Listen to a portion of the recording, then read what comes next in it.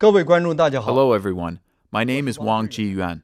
The topic of my seminar today is Ironclad and Irrefutable Evidence, World Organization to Investigate the Persecution of Falun Gong's 10-year investigation on the Chinese Communist Party's state crime of live organ harvesting against an enormous number of Falun Gong practitioners. Many of you may have heard about this before, but maybe some of you don't have a systematic understanding of this important issue.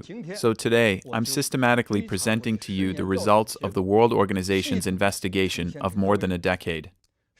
First, I'll tell you several stories.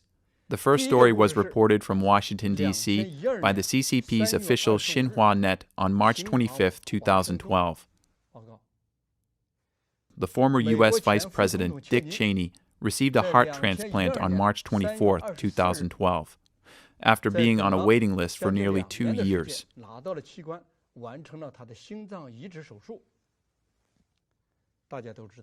We all know that the United States is currently the most advanced in terms of organ transplantation, with more than 120 million registered voluntary organ donors and a well-developed and extensive national donated organ deployment system. Even so, the former U.S. Vice President waited for nearly 2 years to complete the operation. Here is our second story. It took place on the other side of the planet, at the Shanghai First People's Hospital in mainland China. In 2003, Tan Jianming, director of the organ transplant department at the General Hospital of Fuzhou Military Region, performed a kidney transplantation operation for a Taiwanese patient at the Shanghai First People's Hospital. He used 8 kidneys over the course of 2 months. At first, he used 4 kidneys to perform the tests one by one, and all of them failed due to the patient's antibody rejection. Then the patient went back to Taiwan. After nearly 2 months, he came back. Another 4 kidneys were tested, and the 8th kidney was successfully matched. So Tan performed the transplant operation. Therefore, Tan Jianming used 8 kidneys for an ordinary patient at the Shanghai First People's Hospital in 2003. Let's take a look at the favorable conditions existing for organ transplantation in mainland China in 2003. Why were there so many organs available? There were hardly any reports of voluntary organ donations prior to year 2005 in mainland China, and there was no national organ deployment system before year 2013. Mainland China's online organ deployment system was established in March 2014. In other words, in 2003, no one in China was voluntarily donating his or her organ, and it was impossible to systematically distribute organs on a national scale. However, in terms of organ sources, there was a large gap between China and the United States. In the United States, a former vice president had to wait for 2 years, equivalent to around 100 weeks, for an organ. Whereas in mainland China, for an ordinary patient, his surgeon was able to obtain 8 kidneys during a span of 2 months. He would obtain 1 organ per week on average. The difference is astonishing. What happened in mainland China? Why would such a situation exist? Now let's look at the third story. A nurse who had escaped from a live organ harvesting hospital answered this question.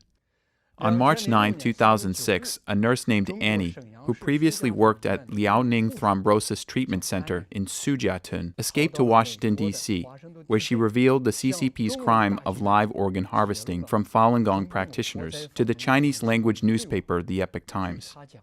According to her, more than 6,000 Falun Gong practitioners were imprisoned in this hospital. Over the course of 2 years, from 2001 to 2003, Annie's ex-husband excised the corneas of approximately 2,000 practitioners with his own hands. Afterwards, their other organs were extracted by other surgeons. By the time when Annie and her ex-husband left the hospital, among the 6,000-plus Falun Gong practitioners, only approximately 2,000 were still remaining at the hospital. Now let's take a look at the video of her testimony. The Chinese-language media The Epoch Times and NTD-TV based in the United States reported 2 witnesses' testimonies. There existed a concentration camp where several thousand of Falun Gong practitioners were being held. The doctors there would extract organs from Falun Gong practitioners when they were still alive.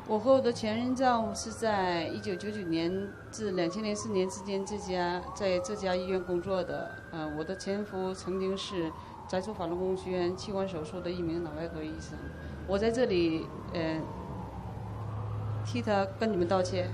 我曾经听我前夫说过，大多数的人他们都是身强力壮的，好多人还没有咽气，他们的器官就被摘除。被摘除后，有的人直接就丢在焚尸炉中，没有留下任何迹象。我的丈夫也曾经提出过不要做这种手术，但是那个时候，他自己也身不由己。当时我们听到这个消息啊，感到十分的震惊。When we heard this piece of news, we were very shocked and found this inconceivable and unbelievable.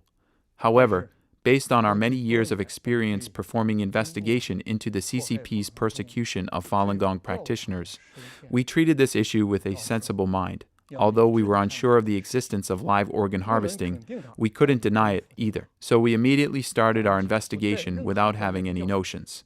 So we started our investigation on the night of March 9th, 2006. The first subject of our investigation was Liaoning Thrombosis Treatment Center. Subsequently, we began a comprehensive investigation into the major organ transplant hospitals and organ surgery centers across China. In the past decade, the targets of our investigation and evidence collection included 5 members of the Standing Committee of the Political Bureau of the CCP Central Committee, 1 Vice Chairman of the Central Military Commission, members of the Politburo, the Minister of National Defense, and the head of the Health Division at the General Logistics Department of the military. We've also conducted multiple rounds of research and analysis of several hundreds of thousands of media reports, medical papers, cached hospital web pages, and database materials on 891 hospitals and 9,519 doctors across China. And we've made major breakthroughs. We've published more than 70 investigative reports in succession, presenting more than 100 investigation recordings and several thousand pieces of data evidence. Now I'm going to systematically present to you the main contents of our 10-year investigation.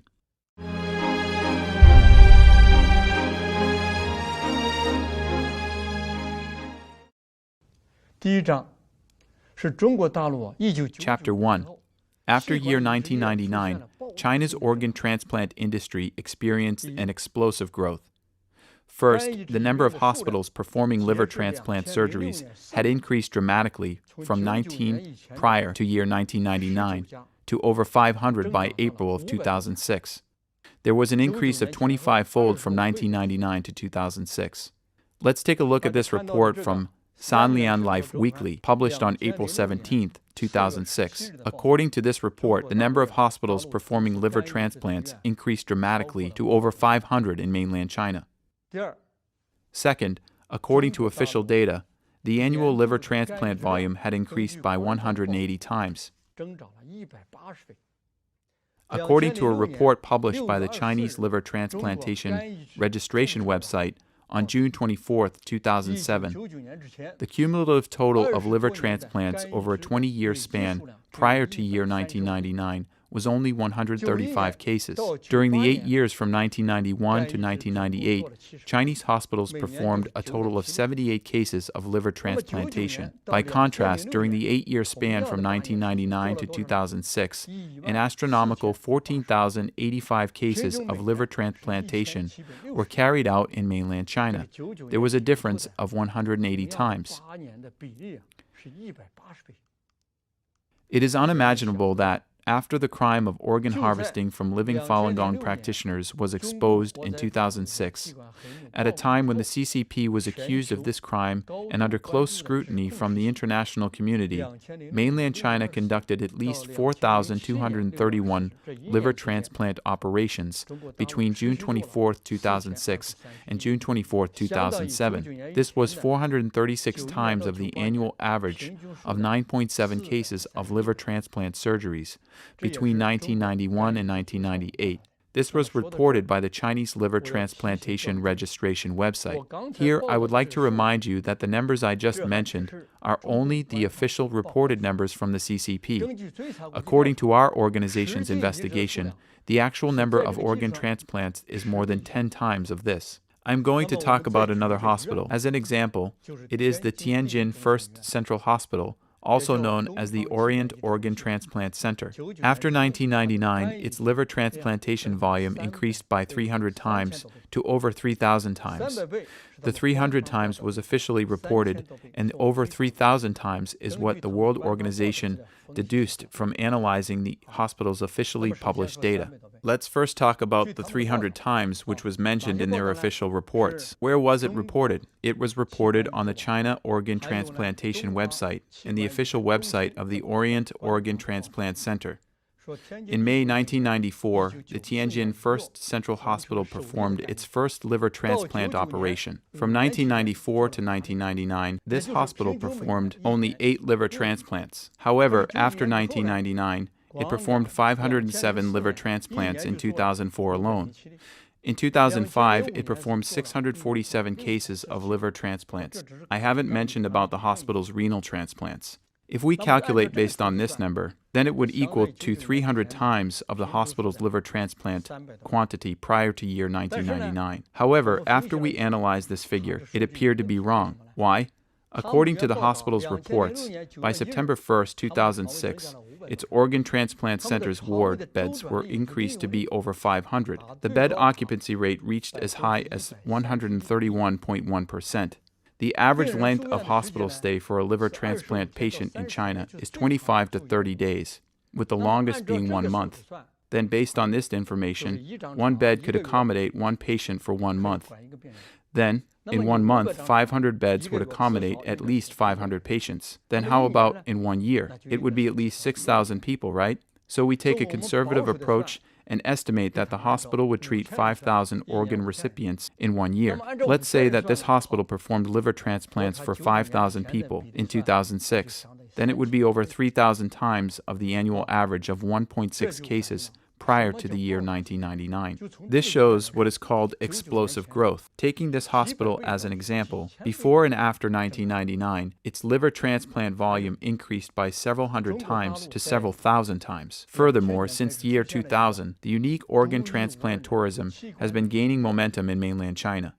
According to a report published in the Sanlian Life Weekly magazine in 2004, in just a few years, tens of thousands of foreign organ transplant patients had started to travel to China, launching organ transplant tourism. These patients came from nearly 20 Asian countries and regions, including South Korea, Japan, Malaysia, Egypt, Pakistan, India, Saudi Arabia, Oman, Hong Kong, Macau, and Taiwan.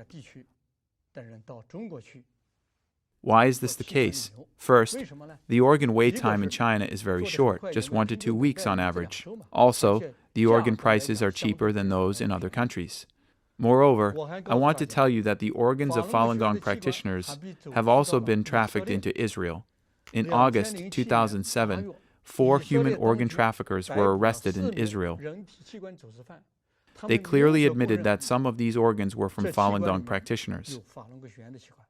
The newspaper that you see right now is the largest newspaper in Israel by circulation. Think about it. China's organ transplant industry, in the case of liver transplantation, increased by 180 times, 436 times, and over 3,000 times in a blink of an eye. And the organs used are from living human beings. Isn't this an explosive growth? This is an explosive growth. What a horrifying situation it is.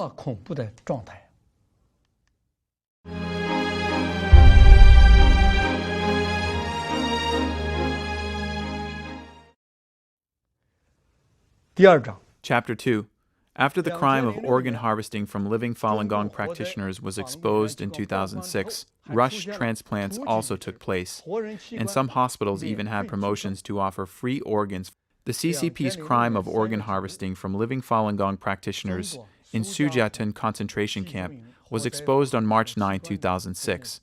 Facing the allegations of live organ harvesting by the international community, the CCP kept silent for 3 weeks. And the entire organ transplant industry in China also fell silent and stopped its activities. After 3 weeks, the Foreign Ministry spokesperson came forward and denied the existence of the Sujiatun concentration camp. Meanwhile, interim provisions to manage clinical applications of human organ transplant technologies was introduced. claiming that organ transplant hospitals would be screened for their qualifications starting from July 1st, 2006. After May 1st, 2007, unqualified hospitals could no longer perform organ transplants. The implication was that during the one-year period prior to May 2007, these hospitals could still perform such operations. After the introduction of the interim provisions, there emerged an upsurge of rushed organ transplants. During that period of time, major organ transplant centers and related organizations in China started to work overtime to perform organ transplants. Here I'll show you two examples. The first one is that on April 12, 2006, Jilin Heart Hospital advertised that for the first 5 heart transplants, they would charge only 50,000 yuan each. What's more shocking is that on April 28, 2006, Hunan People's Hospital advertised that the hospital was offering 20 free liver and kidney transplants. Think about it, 20 free liver and kidney transplants, including 10 liver transplants and 10 kidney transplants. Based on the current market prices, a kidney transplant would cost 50 to 60,000 yuan in mainland China, and a liver transplant would be 70 to 80,000 yuan. It was stated on their advertisement that they would offer 20 cases of organ transplantation for free. This advertisement that you see is the original advertisement published by Hunan People's Hospital. Also, there are some hospitals which can perform organ transplants on specific dates. The table that you see right now lists 20 hospitals which were randomly selected by us for investigation and admitted that they were using Falun Gong practitioners' organs. And these hospitals could also perform organ transplants on specific dates. You can see these on our website. You can also download investigation recordings. You can also listen to them online. Now I will play several phone recordings for you. Let's listen to them, as well as our analysis and conclusions based on our investigation at that time. Investigative subject, Dr. Dai from Shanghai General Hospital, date March 16, 2006. 您好，上海交通大学附属第一人民医院电脑话务台，请直拨分机号，人工服务请拨铃。你好，你是肝移植中心，它的号码是多少？转接中，请稍后。喂，你好。喂，你好，我现在有一个表妹啊，就是诊断的是丙型肝炎，已经18年了。但是现在我跟你讲，你这个肝移植是可以的。那我就问啊，要等多久？工体有啊，天天有哎。现在我们今天就来做。不是，你现在又不是说是有新鲜的、有活的人的，你这个都是活的。啊？都是活的。那你们这个做了多久了？我就想问一下你们这个技术。我们做了5、6年了，做4、5年、5、6年了。那一个月能做多少？做了4、5万1个月。多少？4、500啊？对，我们如果顺利的话，要等多久？那我就这有了等得久，我这个东西我也看这些行多少，天天我都有，一般一碰呢，有可能今天来了1个礼拜就给你做了。有一种人啊，就是练功的那种啊，身体很好，他说那种啊好。哎呦，你这我给你一下子这电话说不清楚哦。我要能找到这种，我就很快就会来。是的，可以的，来呀。可以啊，可以。那我来怎么找你？你贵姓我？我戴医生。大家听到了啊。So everybody heard it. He said that all the donors they used were alive and they had surgeries every day. Patients could have operations whenever they came to the hospital. The investigator inquired about organs from practitioners of Falun Dafa as donors, and this could be done too. And he also said that he could do 400 to 500 cases within a month. Let's listen to another recording. Investigative subject, a doctor at the Liver Transplant Center of Zhongshan Hospital, date March 16, 2006. 怎么去了？喂，你好，你是中山医院对，是的病房，肝脏移植中心吗？对，是的。我是要咨询一下。等会儿啊，我在医生。喂，你好，你好，你是医生吗？这个移植手术啊，那可以做的。那要等多久啊？你说1个礼拜左右就可以做了。他有没有这种练这个法轮功的这种提供的这种？这个我们都是这种。大家听到了，这个来讲 This one clearly answered that all the organs were from Falun Gong practitioners. Here's the third recording. Investigative subject, a doctor from the Liver Transplant Center at Tianfoshan Hospital, date March 16, 2006.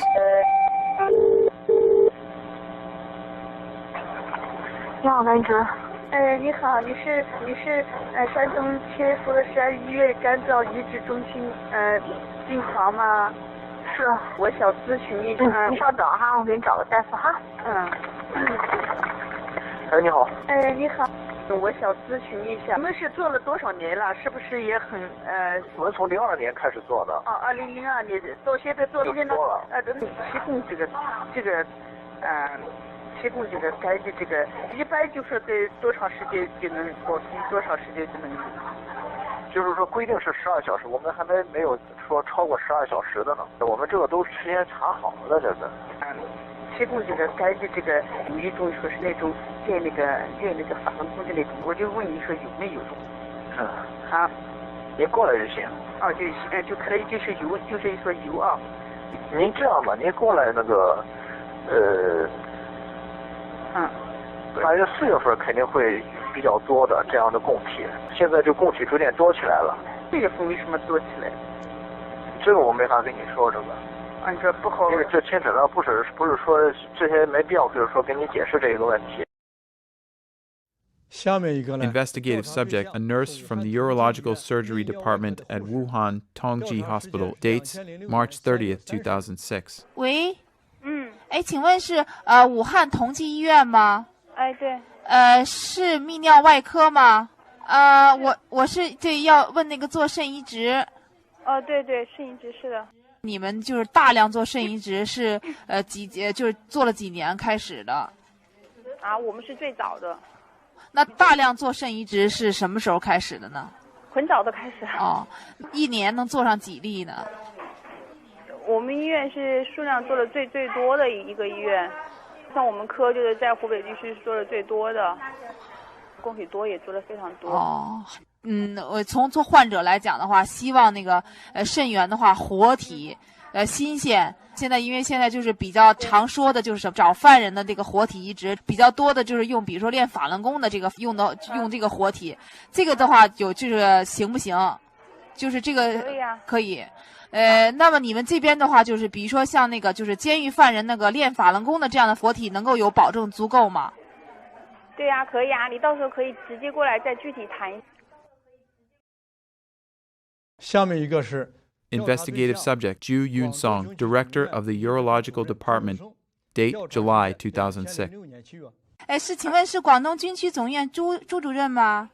我是。你好，我是北京304医院的，因为我们现在有2个亲戚在这个304医院，肾源上呢现在不太够。2001年、2002年、2003年的那个时候我们真是大量做呀。另外还有一个就是说，确实他那个法轮功呢，他这个肾源比较好。你们这边怎么样？这方面法轮功肾源？我们法轮功很少，我们这边。就是说还是有一些的这样的。我进行不来，你要愿意过来的话，就你过来，我们可以就5月1号之前肯定可以安排。那你这个，你呢？你这个大概是来一批量？你刚才说的5·1之前是有一批吗？好几批。好。我们任何肯定好几批。那我看一下，我赶快看他们这边。然后5·1之后的话，还有没有这个时间？5月之后可能到5月20几号了，5月20几号了可能。5月20几号。对。那这样子哈，如果你这个期间的话，如果能得到这样的法轮功这样的肾源，你还是跟我再打声招呼，好吧？可以的，你有的过来好不好？刚才大家听了 Just now we heard 5 recorded phone investigations. These are just a few examples of the recordings of our extensive phone investigations. From Shanghai to Wuhan, from Shandong province to Guangzhou, from east to west, from north to south, across China's entire territory. In the entire country, the hospitals have been doing organ harvesting in a mad frenzy. They would perform organ transplants as soon as the donors come. They were all alive and all Falun Gong practitioners. When we heard the news about live organ harvesting, we were not certain. Through a period of investigation, we deeply felt that the live organ harvesting was real, and it was extremely serious. Not only that this was real, but also that it had been being carried out on a large scale across the country. We initially conducted investigations on major organ transplantation hospitals and transplant centers in 23 provinces, and all of them were doing this. Please think about it. How heavy our hearts must have been at that time. Faced with such truth, how would you feel? This is the horrible situation of the organ transplant industry in mainland China in 2006. Due to our investigation, we deeply felt that the crime of live organ harvesting was indeed existent, and it had been taking place throughout China.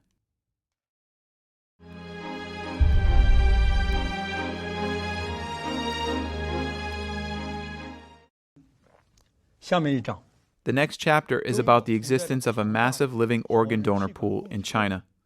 Through our systematic investigation, we found that China's organ transplant industry experienced an explosive growth after 1999. Rush organ transplants emerged after 2006 and soon became commonplace.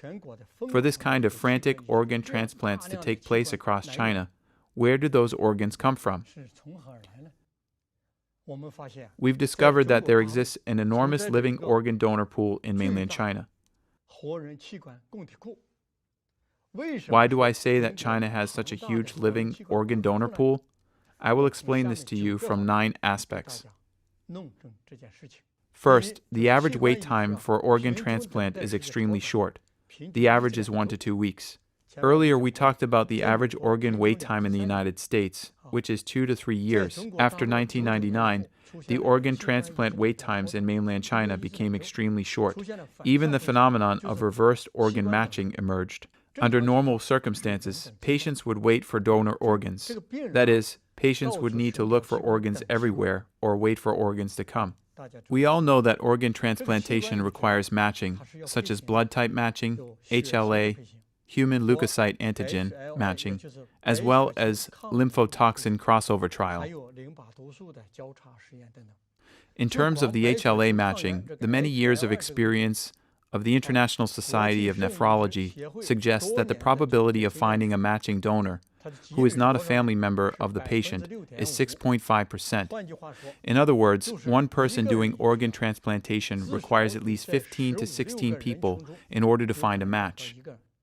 Also, you still need to match the blood type and several other items, so this is very hard to do. The average wait time for liver and kidney transplants in the United States is 2 to 3 years. However, in China, there exists the phenomenon of reverse organ matching. I'll give you a few examples right now. The first one is regarding the Orient Organ Transplant Center at Tianjin First Central Hospital.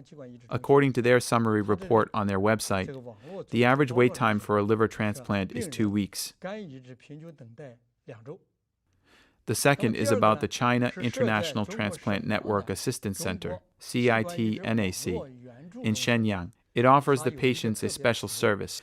That is, if the donor organ is found to be problematic at the time of the donor organ extraction, the center would be responsible for finding a new organ for the patient and complete the operation within 1 week. This means that the center would find an organ within 1 week after the operation cancellation. In the third example, this is the webpage screenshot of the liver transplant surgery application form at the 2nd Military Medical University in Shanghai Changzheng Hospital. It clearly indicates that the average wait time is 1 week. Now I'm going to play several of our phone investigation recordings for you to learn about the situation of China's organ transplant industry. Investigative subject, a doctor at the Hepatobiliary Surgery Department of Zhengzhou People's Hospital. Date, June 25, 2015. 你好，请转一下那个肝胆外科那个病房医生电话。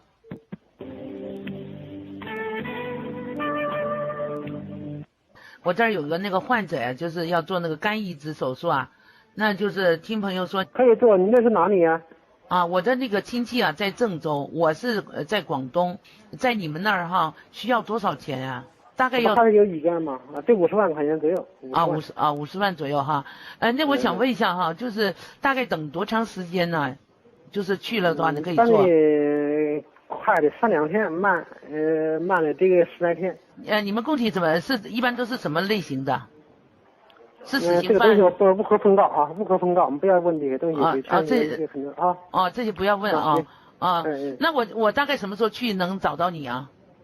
你啥时候每天24小时直接到我们病房嘛，16楼。16楼。移植科。到16楼。Here is the second recording.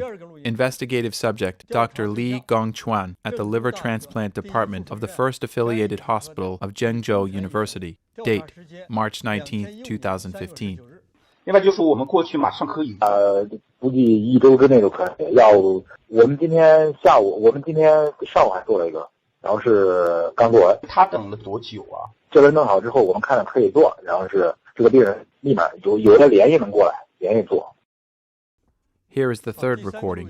Investigative subject Dr. Chen Yunfang from the Liver Transplantation Department of Zhengzhou People's Hospital. Date, June 26, 2015. 是我们本地的，质量都没问题。那我就是说可以挑一个好的、年轻一点的肝脏给你们。今天我们刚做了一台，今天我们是有一个16岁的，总共下来是700多克，不到800克，老肝，年轻很好。你说？另外一个多少岁的？另外一个是20多岁的。你们一般超过40岁都不咋爱要了哈。一般我们都不考，基本上我们不考虑，就是现在还有挑的余地。Well, so you have just listened to some recordings about the situation of patients waiting for organ transplants in China. So how about the United States? Let's look at this chart. This is a web page screenshot. It shows the average wait times for liver and kidney transplants in the United States. So the average wait time for a liver transplant is 796 days, which is equivalent to 2 years.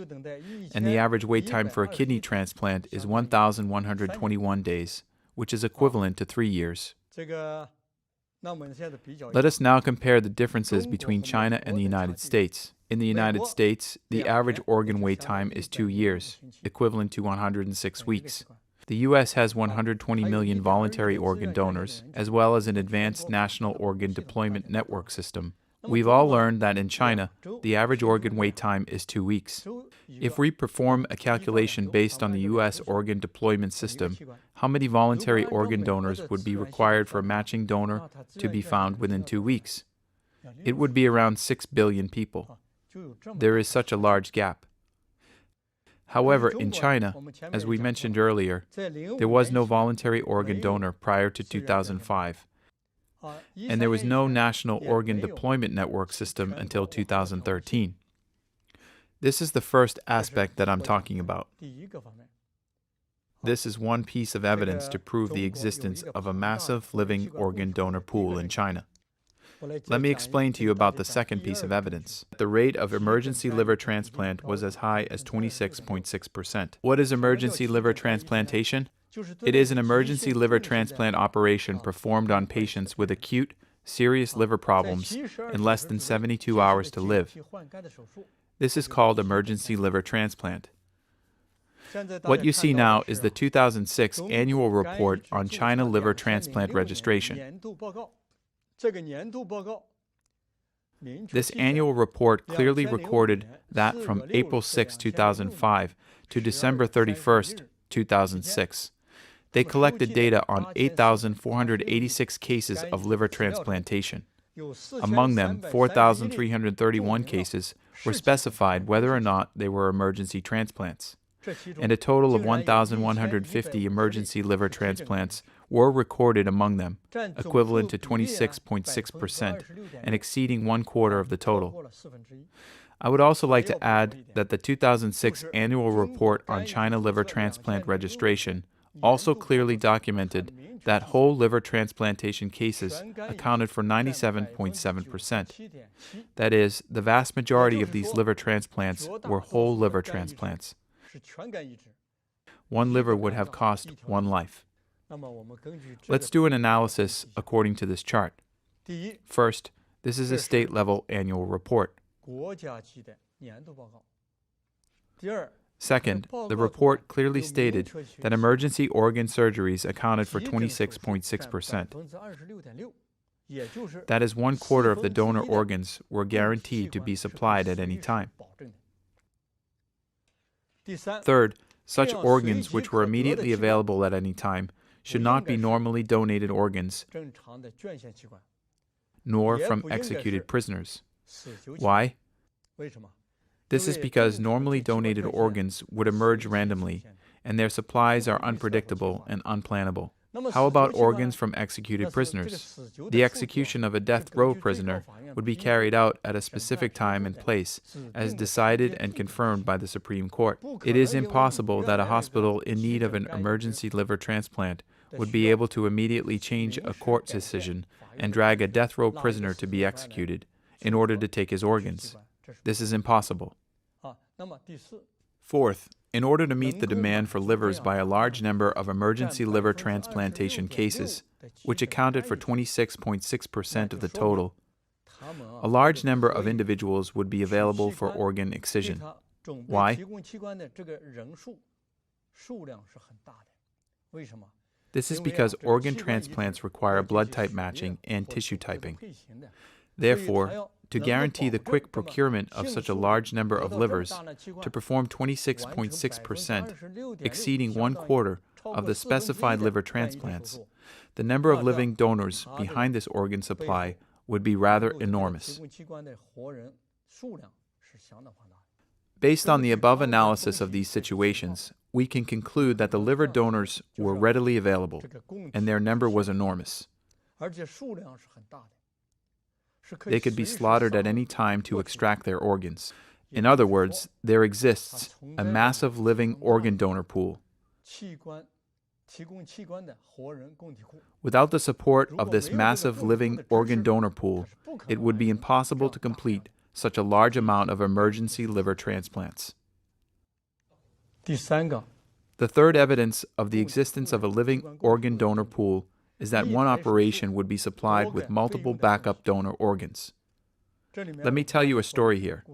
Huang Jie-fu used 3 backup donor livers for one of his surgeries. On September 28, 2005, he demonstrated an autologous liver transplantation surgery at the first affiliated hospital of Xinjiang Medical University. This news story was reported by 4 major state-run Chinese media outlets, including www.xinhua.com, reprinting from www.xjbs.com.cn, and www.sina.com, reprinting from Urumqi Evening News, Today's Nurse Monthly Magazine, and Phoenix Weekly Magazine also reported this surgery taking place on September 28, 2005. According to our analysis, since a lot of the details were reported, according to our analysis of the situation, these 3 donor livers were excised from living persons. First of all, let me narrate this story for you.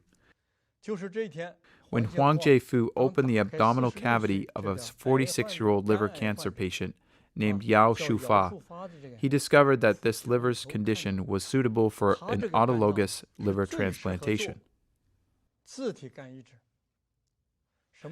What is autologous liver transplantation? That is, to remove the patient's liver first, cut off the tumor or lesion on the liver, and then place the liver back into its original position, back into the patient's body. This is called autologous liver transplantation. So Huang Jie-fu decided to do an autologous liver transplantation. An autologous liver transplant would take more than 12 hours to perform, and afterward, it would take another 24 hours of observation to determine whether it is successful or not. If the surgery fails, he would have to conduct an allogenic liver transplant. Otherwise, the patient would die immediately. So Huang Jie-fu sutured the incision, and he then immediately called the first affiliated hospital, Sun Yat-sen University of Medical Sciences in Guangzhou, and the third military medical university, affiliated Southwest Hospital in Chongqing, requesting a backup liver.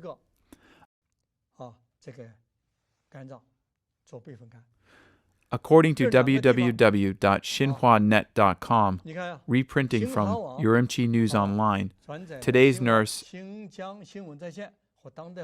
in the afternoon of September 28, several hours after receiving the phone call from Huang Jie-fu, the first affiliated hospital, Sun Yat-sen University, and the third military medical university each found a backup liver with the same blood type and genetic loci as the patient.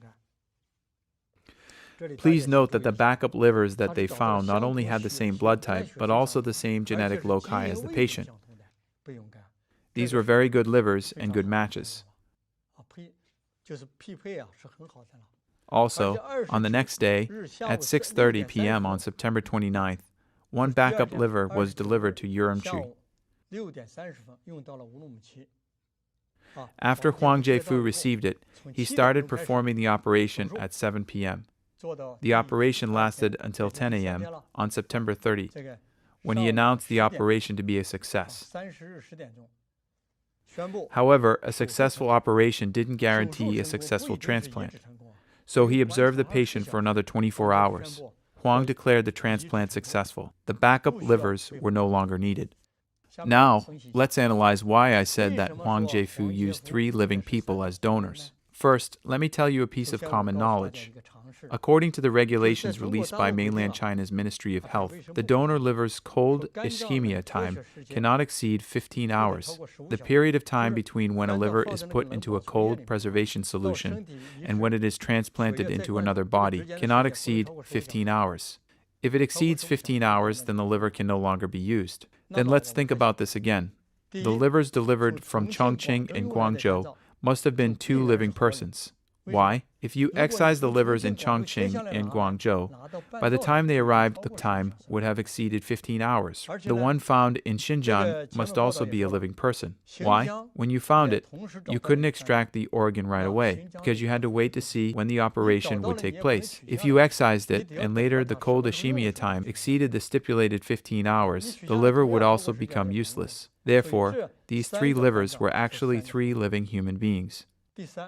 On the third aspect, based on these news reports, we can see that there exists a large human organ donor pool, which operates outside of China's judiciary system. Why do I say that it's outside of China's justice system? This is because the execution of death row prisoners must strictly comply with the regulations. The time and location of the execution must be in accordance with written documents issued by the Supreme Court. At the time of the execution, officials from the court and the procuratoriate must be on site to perform a positive identification of the prisoner awaiting execution. Then, a forensic assessment is performed to determine whether or not the person has been shot to death. Only then can his or her organs be extracted. Now let's think about it.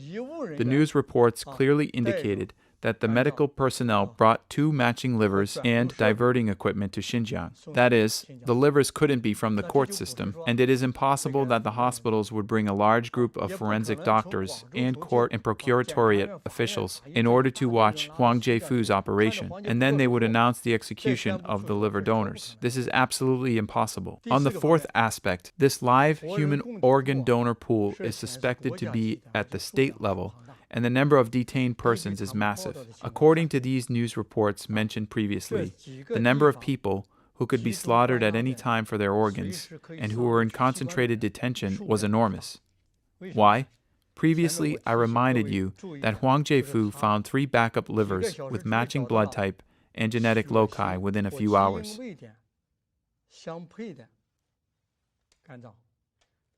Think about it. There are 4 human blood types, including A, B, AB, and O. 4 blood types. How about gene loci and HLA? If we calculate based on a matching rate of 6.5%, then think about it.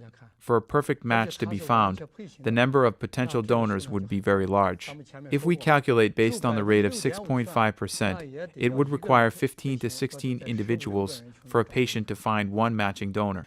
Well, if we also take other factors into considerations, then the number of potential donors required would be even larger.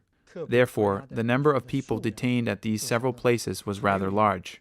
Moreover, it simply took 1 phone call from Huang Jiefu to mobilize all these places to find him backup livers. This phone call was made at the last minute, and Huang didn't tell them the specifics. However, they immediately found livers for him. Then these several places must have large numbers of donors with various blood types and gene loci in order for them to find these 3 matching donors, right? Well, the 5th is that what they performed was a whole liver transplant. So the 3 backup livers prepared for this surgery actually cost 3 human lives. Think about it. Huang Jiefu was then a vice minister of China's Ministry of Health. When he was making the phone call to find these livers, he was fully aware of these people's situation, and he also clearly understood what he was doing. That is, his phone call would have 3 individuals killed. But he made the call anyway, and several state-level media also reported this. What kind of a horrifying phenomenon it is. On the 6th aspect, according to the information that we've gathered, Huang Jiefu is still often conducting such organ transplant demonstrations all over the place, and he would also perform multiple operations at the same time. For example, Guangzhou Daily reported in 2013 that Huang Jiefu told this newspaper that he performed more than 500 liver transplants in 2012. Among them, only 1 case used a donated liver. Think about this. As a vice minister of China's Ministry of Health, with lots of traveling at public expense, seminars and conferences, and other social activities, he could even perform 400 to 500 cases of liver transplantation in 1 year alone. How many cases could mainland Chinese surgeons perform? This is a terrifying situation. Let's take a look at the 4th evidence. Many hospitals conduct multiple transplant operations in 1 day, up to 24 liver and renal transplant operations. World Organization to Investigate the Persecution of Falun Gong's investigation found that after 1999, it became commonplace for many hospitals to conduct multiple transplant operations simultaneously within a single day. For example, Xinqiao Hospital of 3rd Military Medical University once performed 24 kidney transplant operations in 1 day.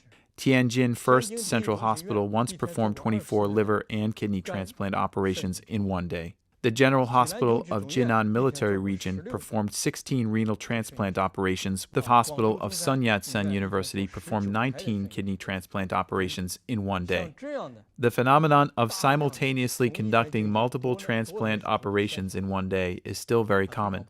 In 2014, we found online reports about 42 hospitals conducting multiple organ transplant operations at the same time. Let's think about it. Such a large number of simultaneously performed surgeries have been emerging over a long period of time. Where did the donors come from? The 5th evidence, let me explain to you that during our investigation, in the doctor's papers on organ transplantation, what was reported about extensively, it's their warm ischemia times, which range from 0 to 5 minutes, 8 minutes. That is, the organ's warm ischemia times were exceedingly short. Therefore, it is suspected that these organs were harvested when the donors were still alive. Institutions publishing such reports include Nanjing Medical University, the 2nd Artillery General Hospital PLA, and Shanghai 2nd Military Medical University. What is warm ischemia time? It is the period of time from the moment the donor stops supplying blood to the organ to the moment when the organ is placed into a cold preservation solution. This period of time is called warm ischemia time. If a person's organs are excised after death, his warm ischemia time would start when his heart stops beating. Then the organs are extracted and placed in a cold preservation solution. This period of time is called warm ischemia time. In these doctors' medical papers published in mainland China, the warm ischemia times were generally reported to be 0. Organs with a warm ischemia time of 0 are usually obtained from brain-dead persons or living humans. I would also like to tell you that there has been no legislation on brain death in mainland China so far, and there is no uniform set of national criteria on what constitutes brain death. This means that there should be no brain-dead organ donor in mainland China. If anyone in mainland China says that he uses organs from brain-dead donors, that person would have violated the law. The 6th evidence to show the existence of a living organ donor pool is the proofs of murder revealed in some medical papers published in mainland China. A medical paper written by Wu Jian and 5 other physicians from Yan'an Hospital of Kunming describes the procedure of 2 combined heart-lung transplant operations and the protection during the organ excision operation. In this paper, the text I've underlined in red are their operation records. Here is the description of the surgical procedure as specified in the paper. After the donor, organ provider, entered their operating room, conventional anesthesia and endotracheal intubation procedures were administered. After the anesthesia began taking effect, routine draping procedure was followed by using sterile towels. An incision was made in the center and into the chest swiftly by using routine surgery procedures. Then, let's analyze why we say that this is a proof of murder. First, according to the surgery records, we believe that the donor was a living person, because only living people need anesthesia and intubation, right? Of course, these measures may be necessary to relax the muscles under special circumstances, but not here. Second, the donor was also a conscious person.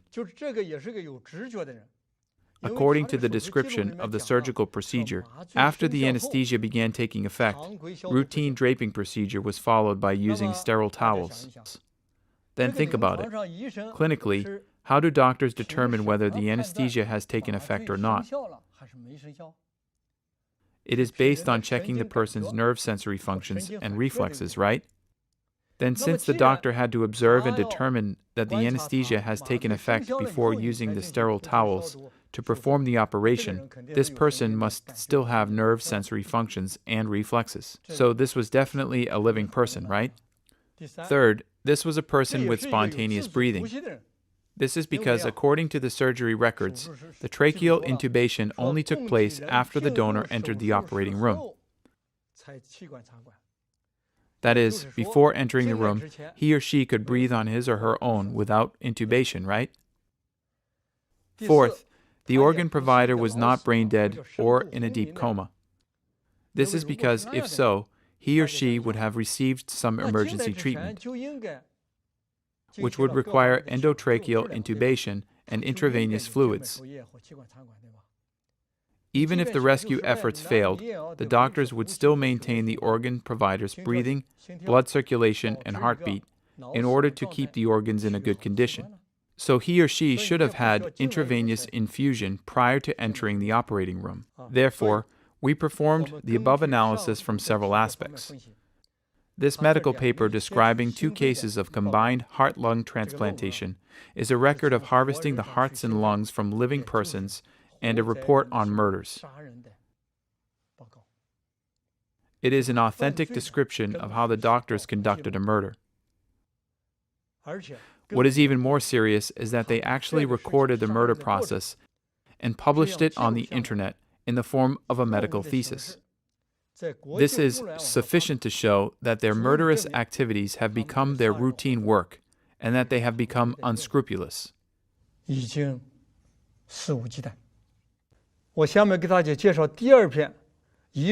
Now I'm presenting to you the murder evidence revealed in another medical paper. Chen Jingyu, a doctor at Wuxi People's Hospital, jointly authored a medical paper with 8 other doctors describing the excision of 100 lungs.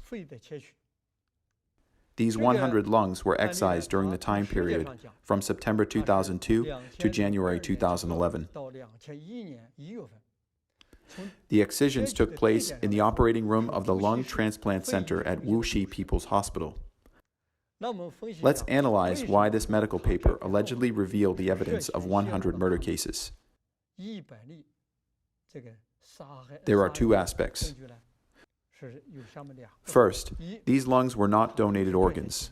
According to media reports, voluntary organ donations in Wuxi City started in July 2011. As of 2017, there had been a total of 29 cases of organ donations. According to the medical paper, these 100 lungs were obtained prior to or in January 2011. However, the organ donations in this city started in July 2011, so it's impossible for these lungs to be donated organs.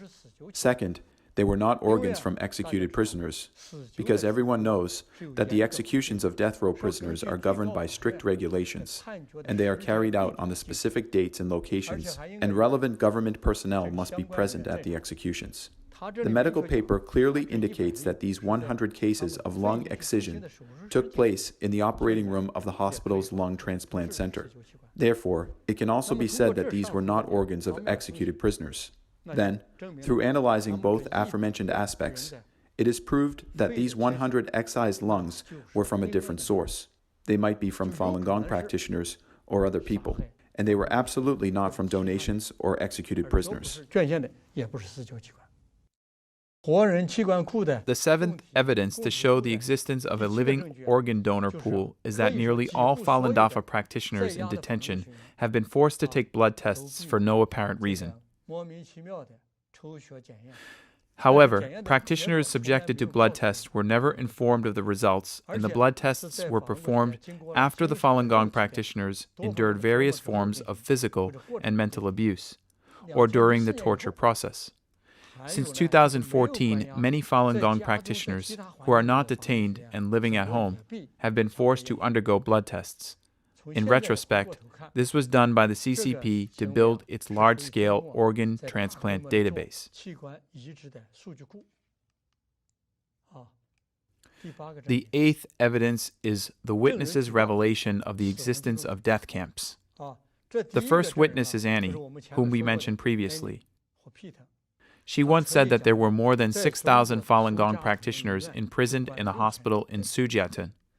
The second witness is an elderly Chinese military doctor from the Shenyang military region.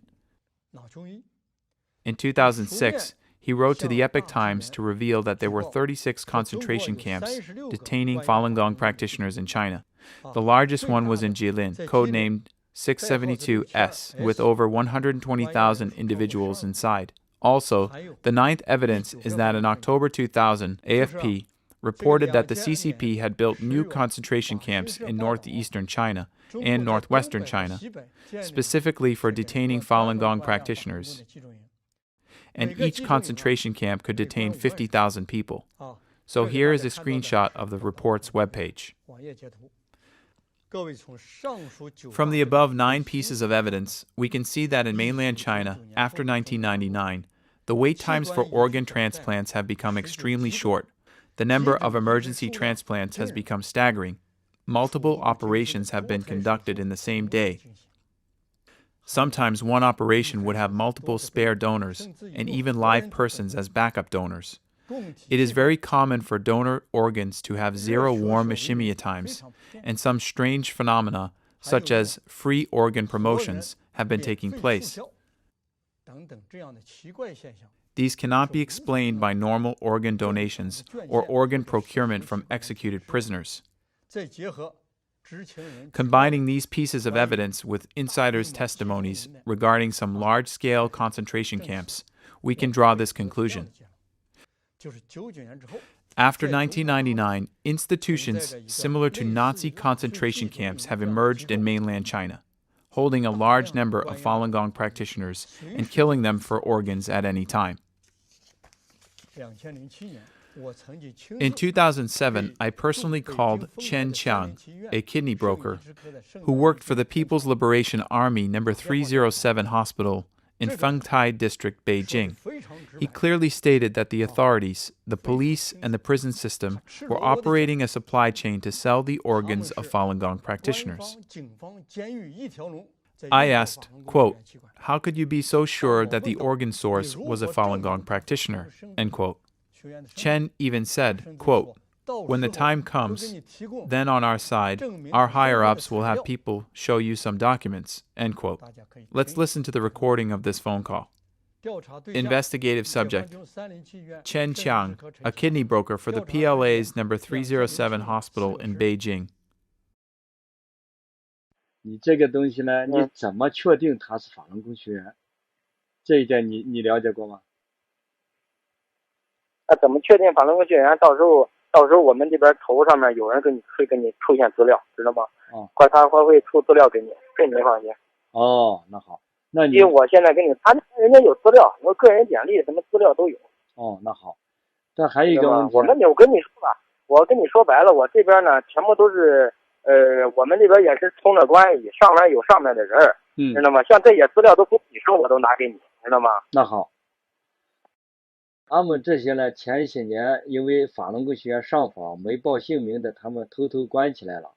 这些没有登记也没注册。啊，这里面像这里面的也很正常，知道吗？他这就没留，我跟你说，他这里面没留下姓名，他都留代号，你明白吗？对对对。他的像这些你不留姓名的全部代号，我这个比你明白，全部都有代号留档案，知道吗？是这样的。那他光有代号的话，那应该还有真实名字的档案也是在里面了，对不对？真实名字查不出来的话，他只能留代号，知道吗？还有根据那个手印儿，个人的手印儿，他根据那个来，知道吗？那就等于是把他们这些人编了号，关起来了，对不对？那肯定的，你像那他不编号，那到时候不乱套了吗？什么根据都没有，那哪行啊？ Well, we all heard this recording. This is how Falun Gong practitioners are administered with the code numbers, and they are killed for their organs by the CCP at will. After I finished this phone call, I was in a very heavy mood. This is horrifying. Is this something that humans are capable of doing? And what is even more serious is that such inhumane murders have become routine business for them. They conduct such activities without trying to keep them a secret. 肆无忌惮。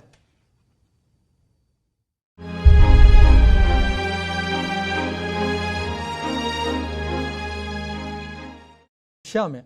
Now let me explain further. Since 2006, the CCP has always been claiming that they had been using executed prisoners for their organs. Now we tell you that this is a scam. After listening to what I said just now, please think about several questions. First, is it possible for the average wait time for an executed prisoner's organ to be 1 or 2 weeks? Can this type of organ supply meet this requirement? Second, can they be used for emergency transplants, as many as 26.6% of the total, and for an emergency transplant performed 4 hours after hospitalization? Third, could Huang Jiefu transfer 3 death row prisoners by just making a phone call? There are also more than 40 hospitals, which can perform multiple operations at the same time, up to 24 operations. Can they all use executed prisoners as their organ sources? We all know that the execution of death row prisoners must follow a set of strict rules, so the use of executed prisoners' organs is impossible. So how many death row prisoners are there in China? According to Amnesty International's records, from 1995 to 2005, the average annual number of executed death row prisoners in China was around 1,600. In terms of quantity, these over 1,000 people would be less than the number of organ transplant operations carried out at Beijing University's People's Hospital in 1 year.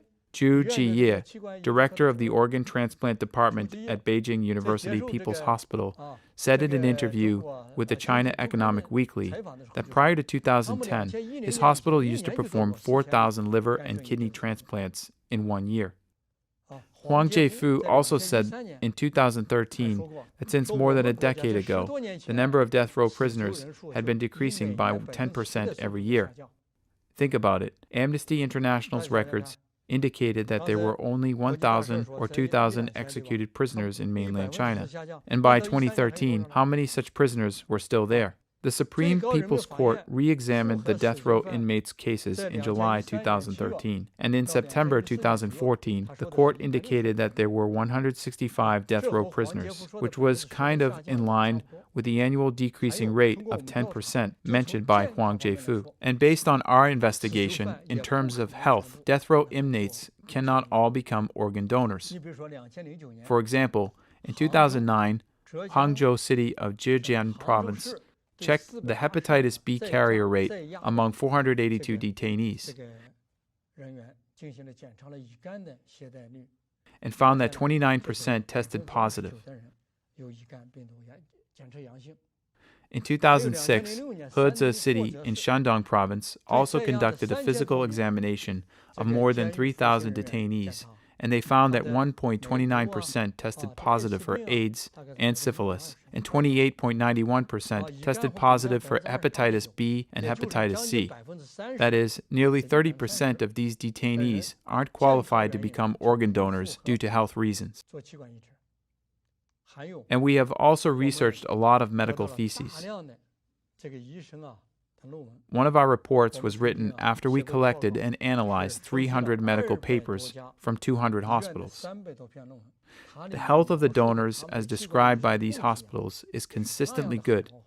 Most of the donors were described as having no history of long-term medication, no chronic illness, no hepatitis B, no hepatitis C, no fatty liver, no diabetes, and even no alcohol abuse. Some of the papers also mentioned that the donors have had no bad habits or addictions. Let's think about it. Aren't these donors much better than the regular healthy people in China? How can such a healthy person of good character become a death row prisoner?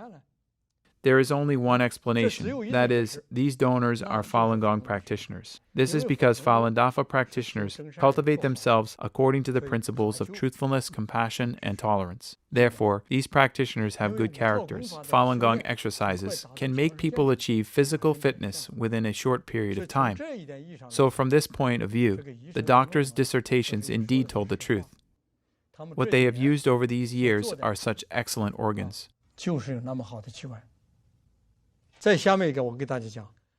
Let me explain to you that in 2006, the CCP claimed that they were using the organs from executed prisoners for organ transplants.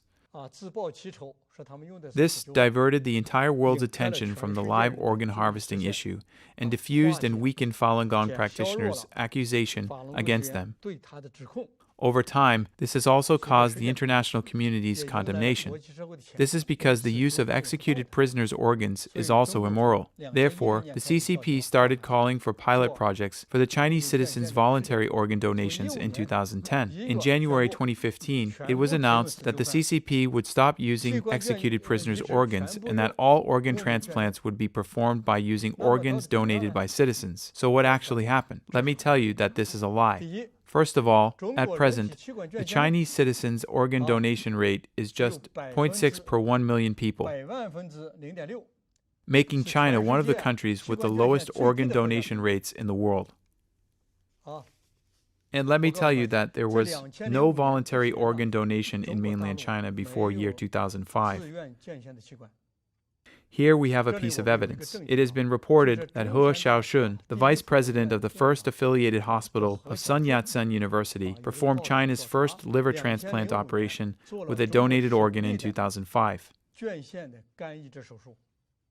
When Huang Jiefu was being interviewed by CN Healthcare website, he said that as of 2009, there had been only 120 cases of voluntary organ donation by Chinese citizens.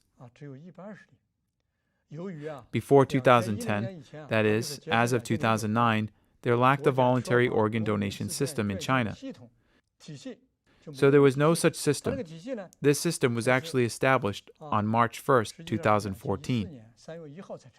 The information we see now is regarding the organ donation pilot project in Nanjing City, which was one of the 10 organ donation pilot cities in mainland China.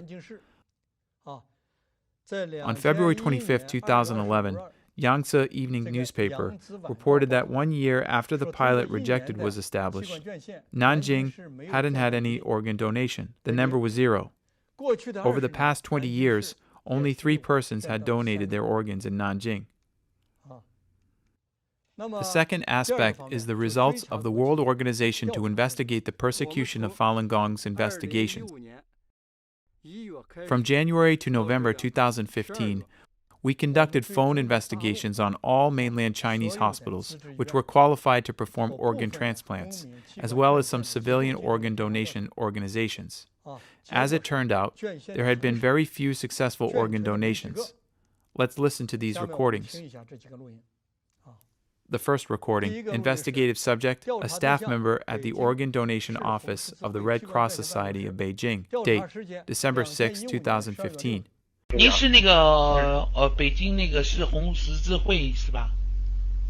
对对对，我们就是值班的人员。哦，哎，我想问一下，就是因为我那个是有一个亲戚吧，要做那个移植啊，那医院都说那个就是红十字会呀，就是说你们这边就是说有都是这边捐的哈，我就想问一下，那我们在这边红十字会这里哈，就是那个有捐献的吗？您是指的那个器官捐献吗？啊，对，器官捐献。我们是北京市红十字会，现在这个工作我们还正在筹备阶段。The second recording. Investigative subject, a staff member at the Tianjin's Red Cross Society. Date, December 11, 2015. 我就想问一下，你们这里那个捐献有多少人捐呢？什么意思？就是从建户到现在有多少人捐是吗？对，有多少个？有170多位。你们是有对这里面包不包括那个尸体捐献呢？不包括，我们这只是那个都是健康的人给那个患者去捐献。对。那从什么时候捐了100多个捐了几年呢？哪一年开始？从03年开始。2003年呢？对。2003年到现在捐了100多个了哈。对。The third recording. Investigative subject, a staff member of the Organ Donation Office of the Shanghai Branch Office of the Red Cross Society of China, Huangpu District, Shanghai. 到现在捐了几个啊？上海市实现了5例。实现了5例哈。因为你说捐献多少，因为各个区其他区的情况我不知道。实现了5例。就是咱们上海市实现了5例是吧？对。You have all heard from our audio recordings about the situation in China's largest cities, Beijing, Tianjin, Shanghai, where the organ transplant numbers are the largest. The Red Cross branch in Beijing was still in the process of establishing its office, so it hadn't started operating. As for Tianjin, there had been only 170 cases of organ donation over the course of 11 years. Shanghai had just 5 cases. Despite these meager numbers, many hospitals in these major cities perform 2,000 to 3,000 organ transplant operations each on an annual basis. The Chinese authorities claim that the sources of those organs all came from donations is a blatant lie.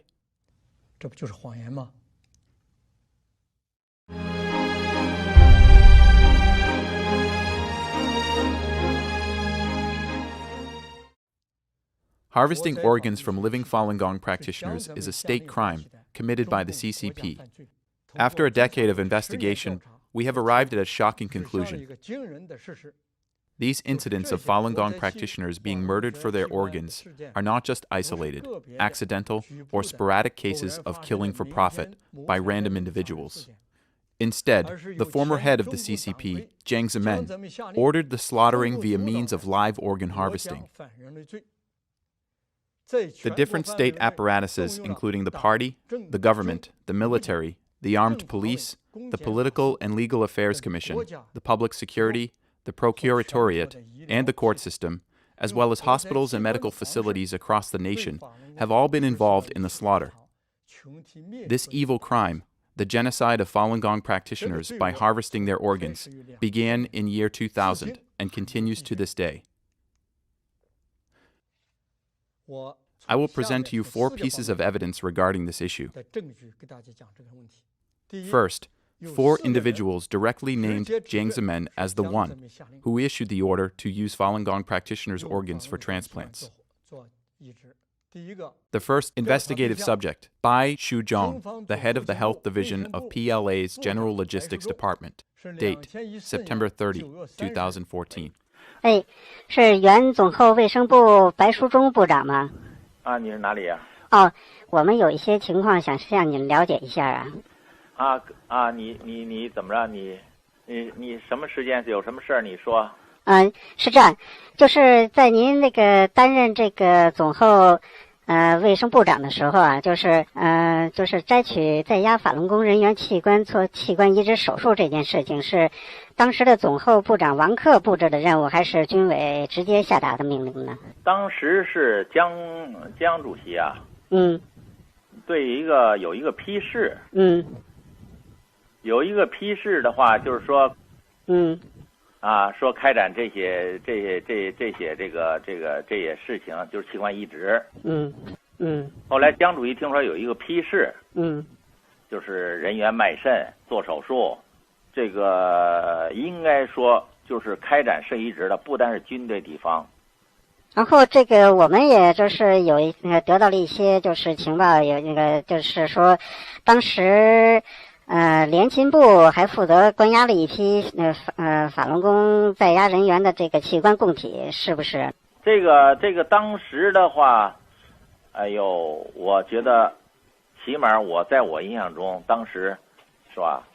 因为当时江主席批示以后，这个反法轮功这个大家都做了很多工作。你们就是这个跟这些联勤1分部、2分部，包括这个联勤40分部这些，他们负责的这些军队医院有没有这些直接的这些领导被领导的关系？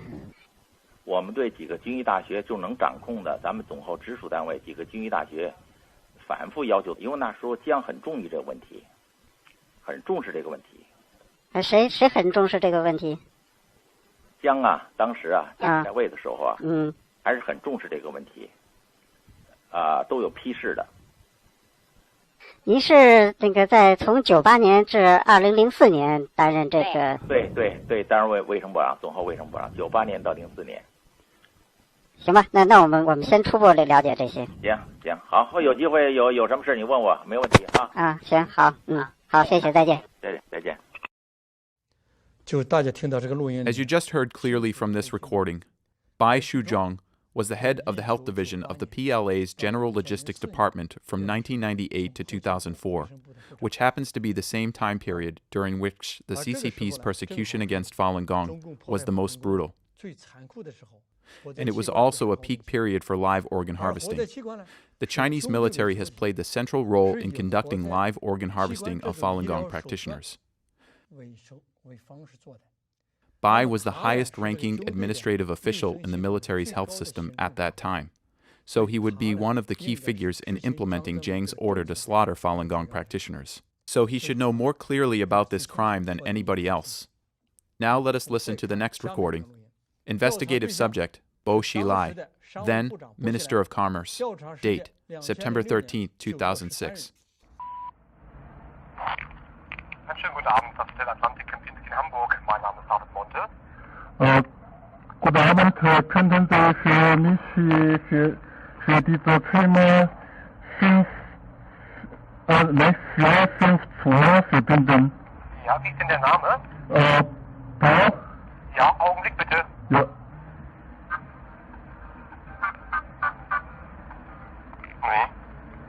Nee? Nee? Ja？谁呀？是那什么国家部长吗？你是哪啊？我是那个使馆，我是那个使馆一秘啊。那什么有点急事啊，今天那个德国那个外交部下午那个跟我们说了一下，有一个事情得澄清一下。就是说那个。当初您在这个辽宁当时那个省长的时候，因为说到明天的会见嘛，他们想那什么澄清一下，就是说当初您在那个辽宁当省长的时候，是相当您那个江主席下的命令，还是您那个还是您那个参与的？就是说这个关于把这个法轮功这个活体摘除器官这个事情，是您的命令，还是江泽民的命令？就他们那个德国外交部要核对，就是说，如果您要是参与这个事情，他们就是说有一些会见，就是说他们可能出席的规格就有所变动。就是说这个，因为是他们法轮功的递交了一不是那个，但是这个马上这事情那个，他们今天下午刚那个递交了这个，就是给我们一个那个照会，就是说。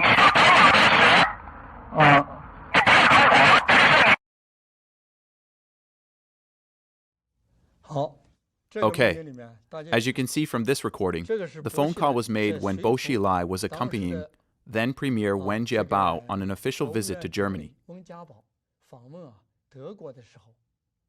Bo took the call in his hotel room in Hamburg. Our investigator pretended to be the first secretary of the Chinese embassy in Germany.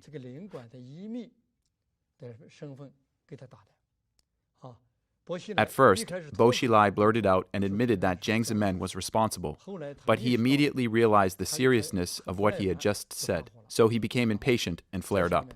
Our second piece of evidence proves that the CCP's senior officials are all aware of the live organ harvesting of Falun Gong practitioners. The ones we investigated include 5 standing committee members of the CCP Politburo: Zhang Gaoli, Zhang Dejiang, Li Changchun, Zheng Qinghong, and Zhou Youkang. In addition, we investigated Liang Guangli, Minister of Defense, as well as member of the Central Military Commission, and Guo Boxiong, Vice Chairman of the Central Military Commission.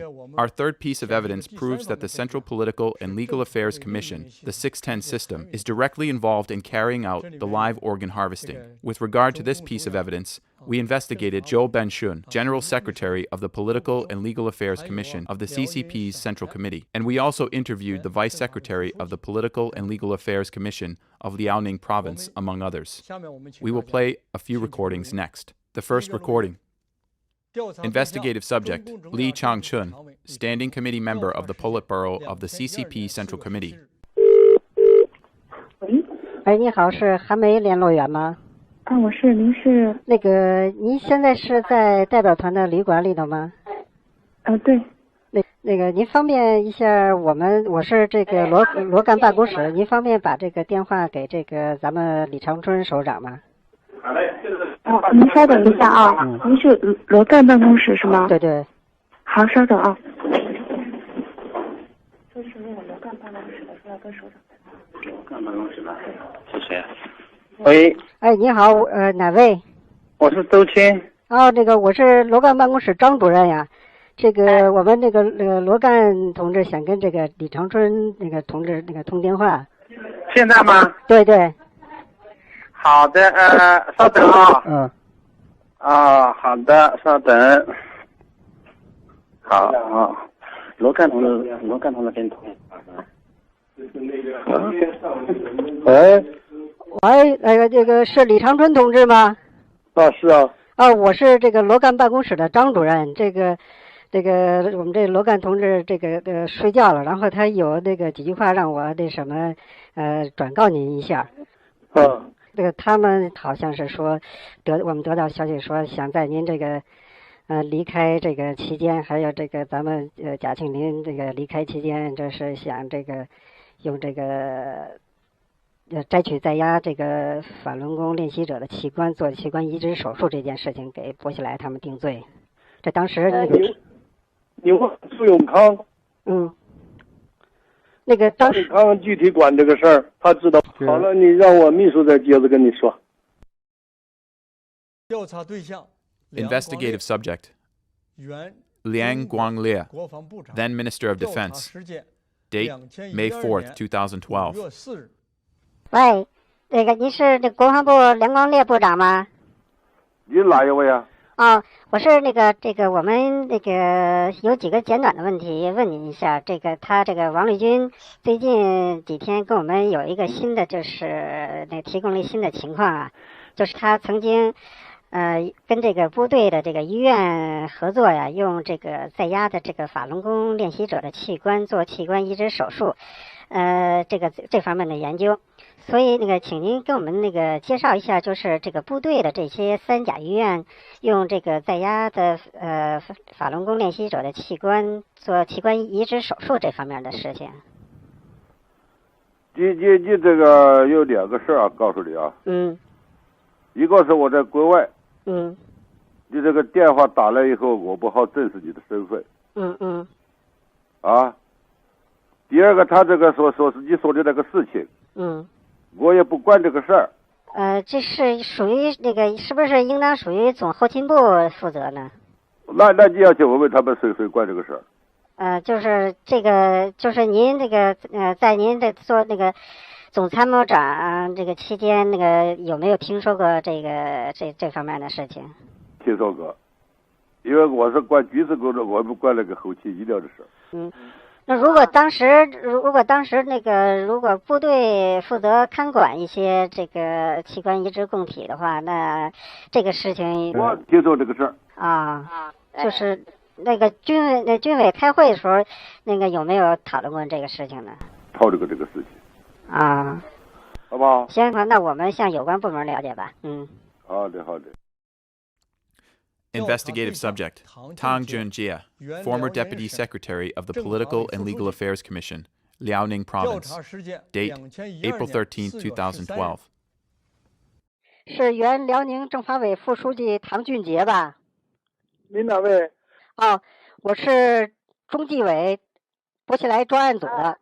我们那个，你好，这个，就是关于这薄熙来在辽宁的一些事情，我们想向你这个了解一下。哦，好啊，你什么时候？我什么时候去？那个我们先那什么吧，那个我们先电话里头先了解一下，如果要有必要的话，我们再给你发函，那个请你过来一下。好。就是大概有几个问题吧。你说。头一个问题就是，在这个摘取法轮功练习者的器官做移植手术这件事情上，这个薄熙来做过什么相关指示吗？那个我分管这个工作，那个中央直接抓这个事，影响很大嘛。联合以后，好像有，他也是正面的，好像还是正面的。那个是主要是常委会讨论呐，那好像还是正面的一些东西。你现在在什么位置啊？你问这个问题我有点，你在什么位置啊？现在呀？我是在那个北京，我是他们这个专案组这个。那好了，那我不回答你的问题，我得到你准确消息，我再给打的好吧？我见到你公安函着，我再跟你谈了。这个我不好回答，一定有些的涉及到这方面的问题，我不好再回答你，好吧？ The fourth type of evidence proves the nationwide participation of the military, armed police, judiciary system, and local medical systems in the live organ harvesting. The first audio recording is the testimony by an armed police officer who was guarding a live organ harvesting site. This policeman was from Jingzhou City, Liaoning Province.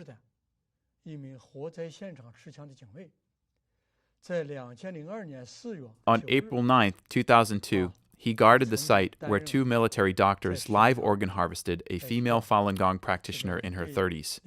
She was a middle school teacher.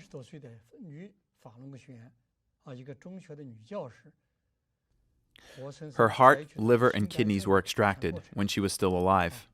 He later blew the whistle to World Organization to investigate the persecution of Falun Gong, and described in gruesome and horrifying detail what he had witnessed during the entire process of live organ harvesting. Let's listen to the recording first. 以后王宪，如果我还活着的话，你就帮我转载这些东西。好，我答应你。那个，如果我要是死了，你就找别人，或者是打听我这个，或者是把我的这个事迹做成一个文章。我倒是不是为了让他知道我，为了让更多的我出来，敢于说真话。哦，你的目的是这样子啊？那个时间你好像没告诉我哈。2002年4月9日。4月9日。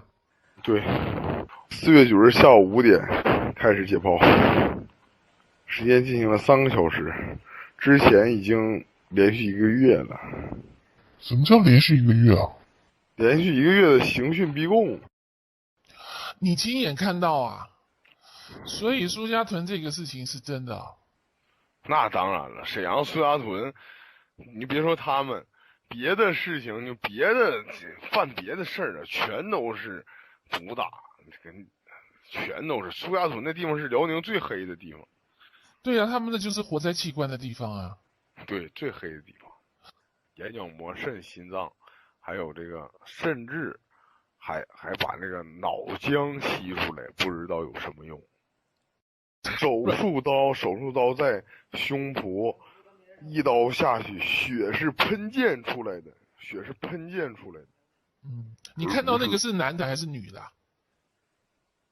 女的。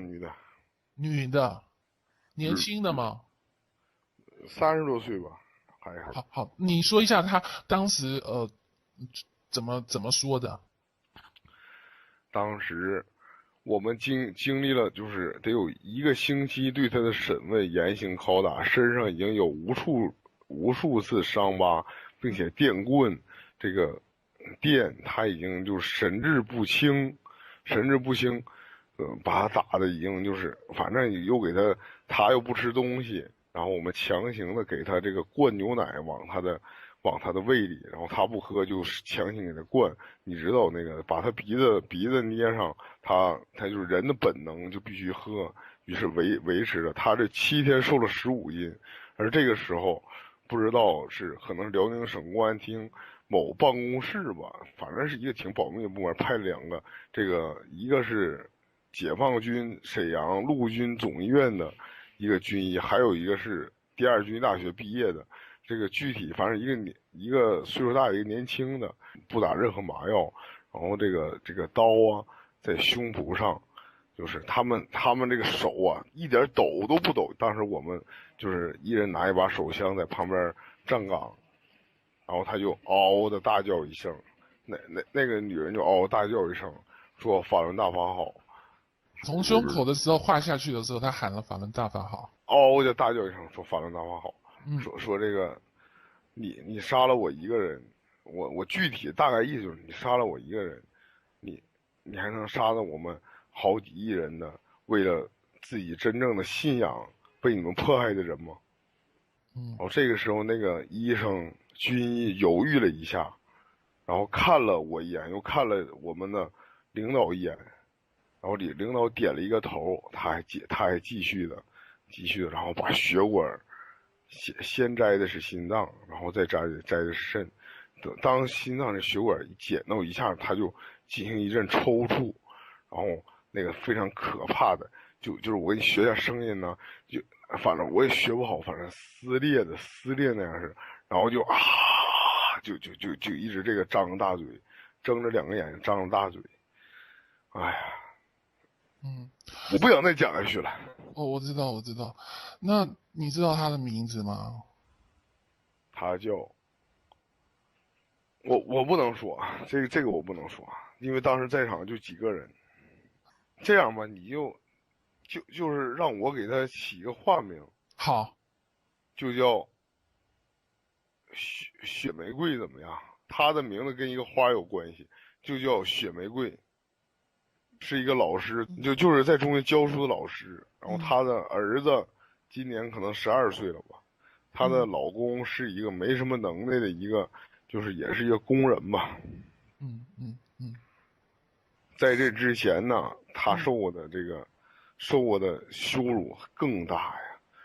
那个我们的民警就是有不少啊，就是比较变态那种的，给他进行什么。这个用钳子、用窥视器，都是不知道哪来的仪器，反正我都亲眼所见。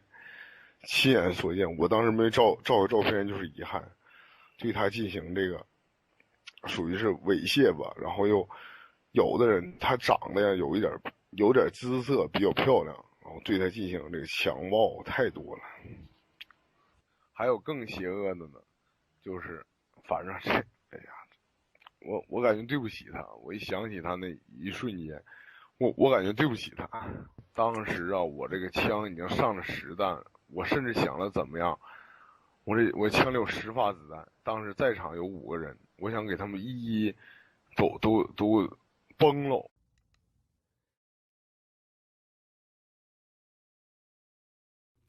You all heard from the recording what he described. They tortured her and even sucked her brain out. He also described the live organ harvesting. Last but not least, he mentioned something even more evil than these. Think about it, everyone, how evil the persecution is, and how evil the live organ harvesting is. This policeman, supposedly guarding the scene of the live organ harvesting, was shocked by its cruelty and gruesomeness. Afterwards, for a long time, he couldn't calm down. After several years, he finally stepped forward, risked his life, and contacted us to blow the whistle and expose the truth of live organ harvesting. Investigative subject, a criminal court police of the Intermediate People's Court, Jingzhou City. Date, May 22nd, 2000. 哎喂，请问是锦州中级人民法院刑一厅吗？对，我只知道2001年开始，我们一直都是在跟呢法院呢、看守所呀，就是拿那个年轻的、健康的那种练法轮功的那种肾源供体，现在的话就是少了，所以现在我们不知道你们这个法院还能不能提供就是这样的供体。那得看你们那条件吧，得领导跟领导商量。你那条件好了，我们估摸还能提供。是吧？啊，对，看你那啥情况。这个我会把你这个情况向我们厅长汇报，如果有必要的话，我们厅长自然会跟你联系。After the World Organization to Investigate the Persecution of Falun Gong published these investigative phone conversation recordings, someone raised the question of how to verify the authenticity of our recordings. I can assure you here that the evidence published will eventually be submitted to the International Court of Justice as evidence for trying and sentencing the offenders. The credibility of these recordings can be verified from the following aspects. First, these phone calls are shown on the phone carrier company's monthly billing statements with the phone numbers, call times, and durations, which all match the audio recordings. Second, the identification of the voices of the investigative subjects. For instance, the voices of those high-ranking officials, such as the members of the Politburo Standing Committee, can be readily downloaded from their public speeches on the Internet, and they can be used for voice identification. As you know, the human voices, just like fingerprints, are unique and unforgeable. Third, when we publish these audio recordings, we usually would also publish their phone numbers so that they can be verified. For example, with the published phone numbers of some hospitals, you can verify the authenticity of the recordings by calling their numbers or checking with their phone carrier companies. Fourth, the CCP's tacit acknowledgement. Think about it, everyone. World Organization to Investigate the Persecution of Falun Gong has been gathering and publishing the criminal evidence of the CCP's illegal persecution against Falun Gong on a global scale. So the CCP indeed resents our organization very much. Any false information published by World Organization to Investigate the Persecution of Falun Gong would have been used by the CCP to discredit our organization. Regarding the numerous pieces of evidence that we've published so far, including those involving the members of the Politburo Standing Committee, provincial-level officials, and the policemen and doctors under them, the CCP has only responded once. And, as it turned out, the CCP actually helped confirm the credibility of our recording. Now I'd like to ask you to listen to our phone investigation recording on Dr. Liu Guoping from the Guangxi National Hospital. Once again, this is a typical example of the CCP unintentionally confirming our investigative results. 广西民族医院的卢国平医生就是被调查的医生之一。凤凰卫视节目采访了这个卢国平医生。卢医生在采访中承认接到了调查员的电话，承认被问到了录音中的问题。 但是否认自己做过那样的回答。他问我那边是不是用的是法轮功的那些器官，但是我告诉他，我说我并没有参与这方面的手术，不知道他们器官是怎么来的，这方面我没办法回答他。那你的这个同学有没有跟你说过，他们做的这些都是几种法轮功的，是不是啊？ 这有些是法轮，有些是家属捐献的。那现在就是说，我想找这种给我的孩子找这种法轮功的，你估计他能帮我找到吗？那肯定能够找到。能找到啊。他在这个报告里面说，你们以前用的法轮功供体是从监狱里面还是从看守所里面拿的？他里面说我的回答是从监狱里面 拿的，但是当时我的回答并不是这样，我的回答是我们医院没有这种资质，我本人也没有这种资质，所以不可能拿任何器官。就说你们以前用的，就说是从哪里找？是看守所还是到这个监狱呢？监狱里面找的。监狱里啊，他那种就是都是那种健康的法轮功是吧？健康的法轮功。对，肯定是学好的才能做完，因为这种东西做了要保证质量的。还有第二个问题是，他说那你们都要到监狱里面自己去挑选吗？他当时说我的回答是对，肯定是说要去挑选的。这个问题当时根本都没问到，没有那回事。那是都要像你们都要到监狱去自己去挑选是吧？对，肯定挑选。那挑选如果他不让你抽血怎么办？他肯定会让。他怎么会让呢？有法检在里面的，你怕什么？这东西都用不着你们担心的。不是问题。他会我知道，他知道会是给他这个取器官移植吗？他会知道吗？不知道啊。他不知道啊，就是那就不让他知道是吧？知道他就不让抽了是吧？对。那你怎么说服让他说他说你抽血干什么？那你怎么讲呢？哎呀，这个他们会有办法，这个不是你担心的问题。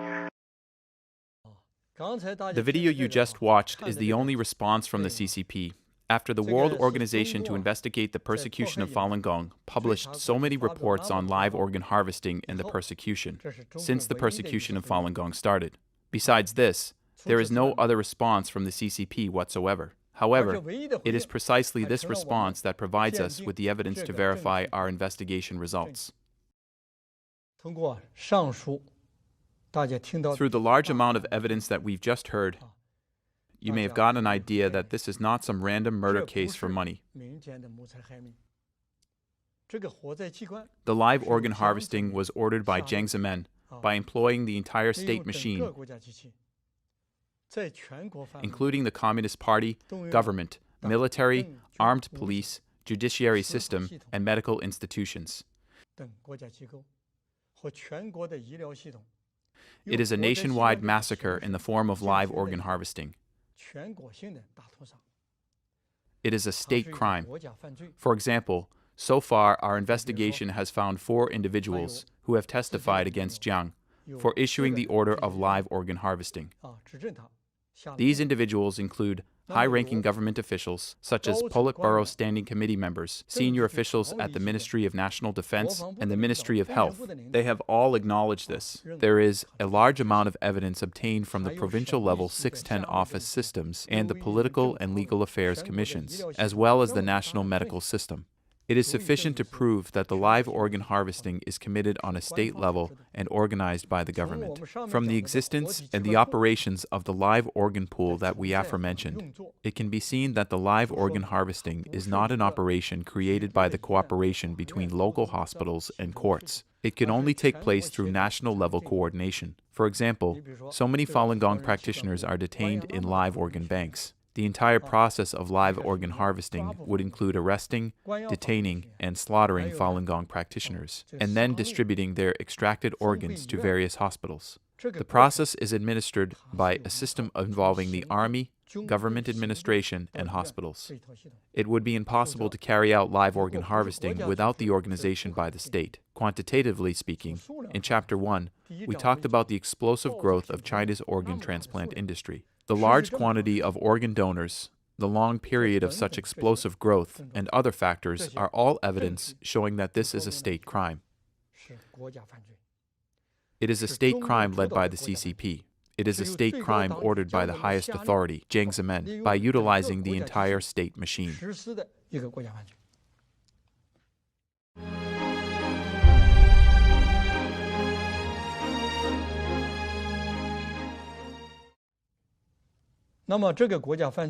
So what is the scale of the state crime?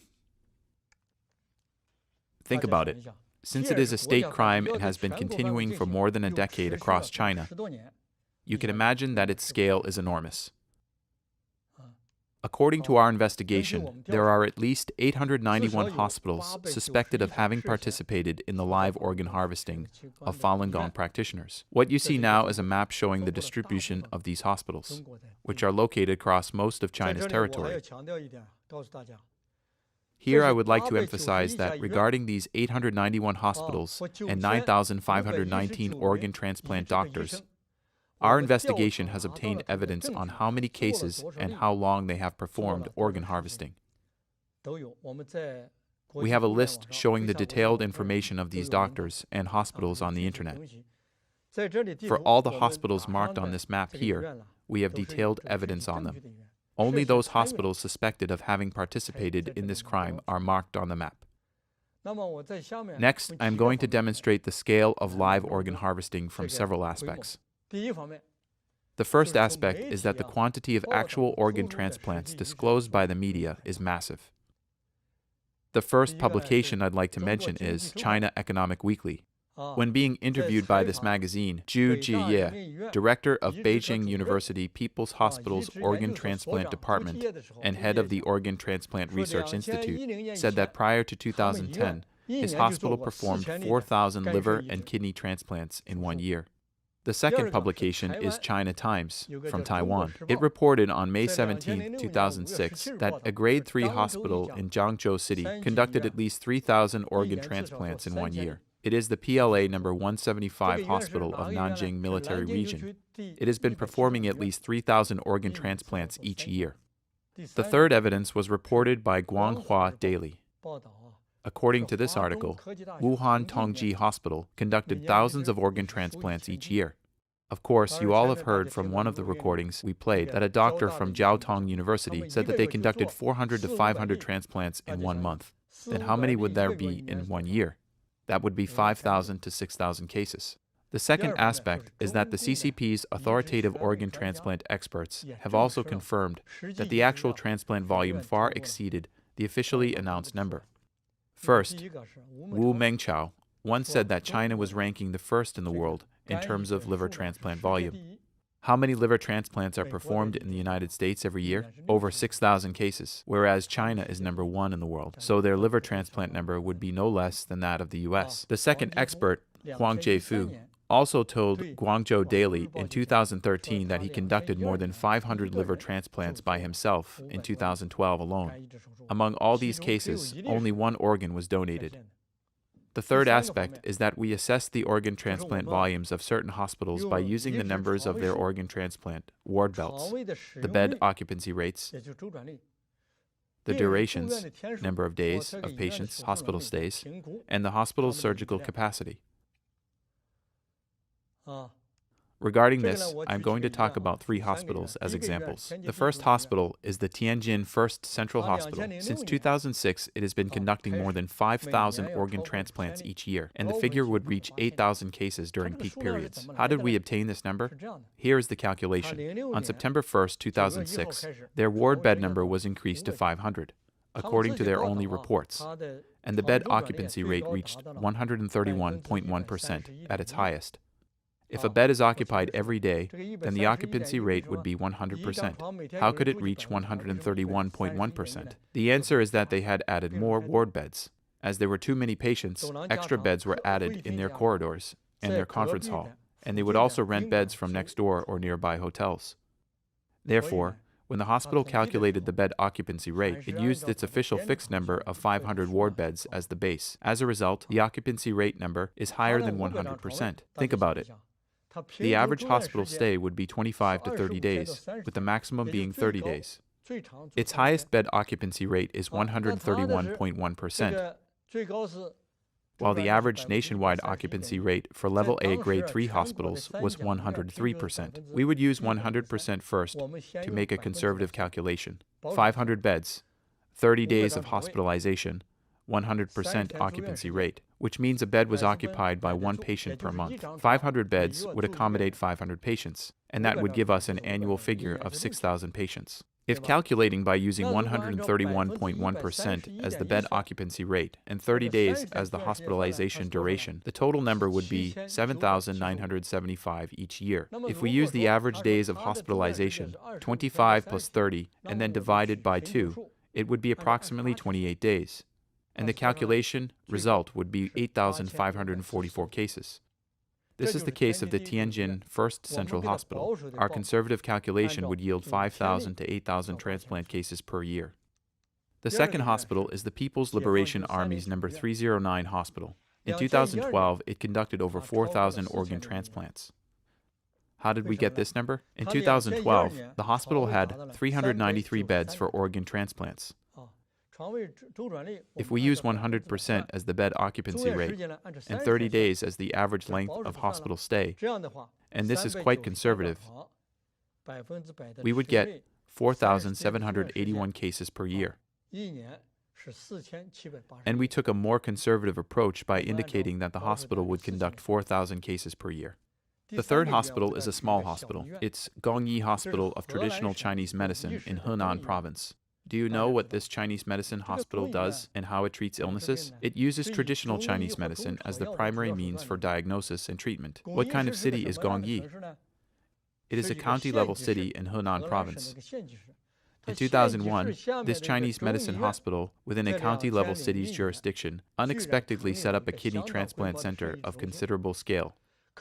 It can receive 12 kidney transplant patients and perform up to 8 cases of kidney transplantation per day. Just a few years later, by 2006, Li Hongdao, director of the urology department at this kidney transplant center, had performed 500 cases of kidney transplantation. Think about it, everyone. What kind of horror has been taking place in China? A traditional Chinese medicine hospital set up such a center and conducted such surgeries. This reminds me of the mainland China steelmaking movement with backyard furnaces in 1958. Large steel companies were making steel, while small rural communities and communes were also making steel, which was a nationwide movement.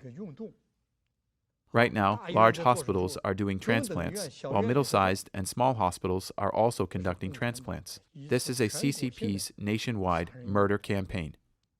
The fourth aspect is regarding a witness named Yang Guang, who is a China expert living in Denmark. He reported to the Epoch Times that one of his sworn friends for life, who was working at the Ministry of Public Security in China, told him on the phone that over the past many years, more than 500,000 Falun Gong practitioners had been live organ harvested by ordinary hospitals. This figure didn't include the organs harvested by military hospitals, armed police hospitals, or hospitals affiliated with universities and colleges. He had another friend who worked in a college, told him that 2 of the college's affiliated hospitals had been conducting 2,000 to 3,000 organ transplants each year. Fifth, let's assess the total number of organ transplants carried out by the CCP in the past many years. The first aspect is, in the course of our investigation, how many hospitals, on which we have found evidence, have been performing on average 2,000 to 3,000 transplants each year. 96 hospitals.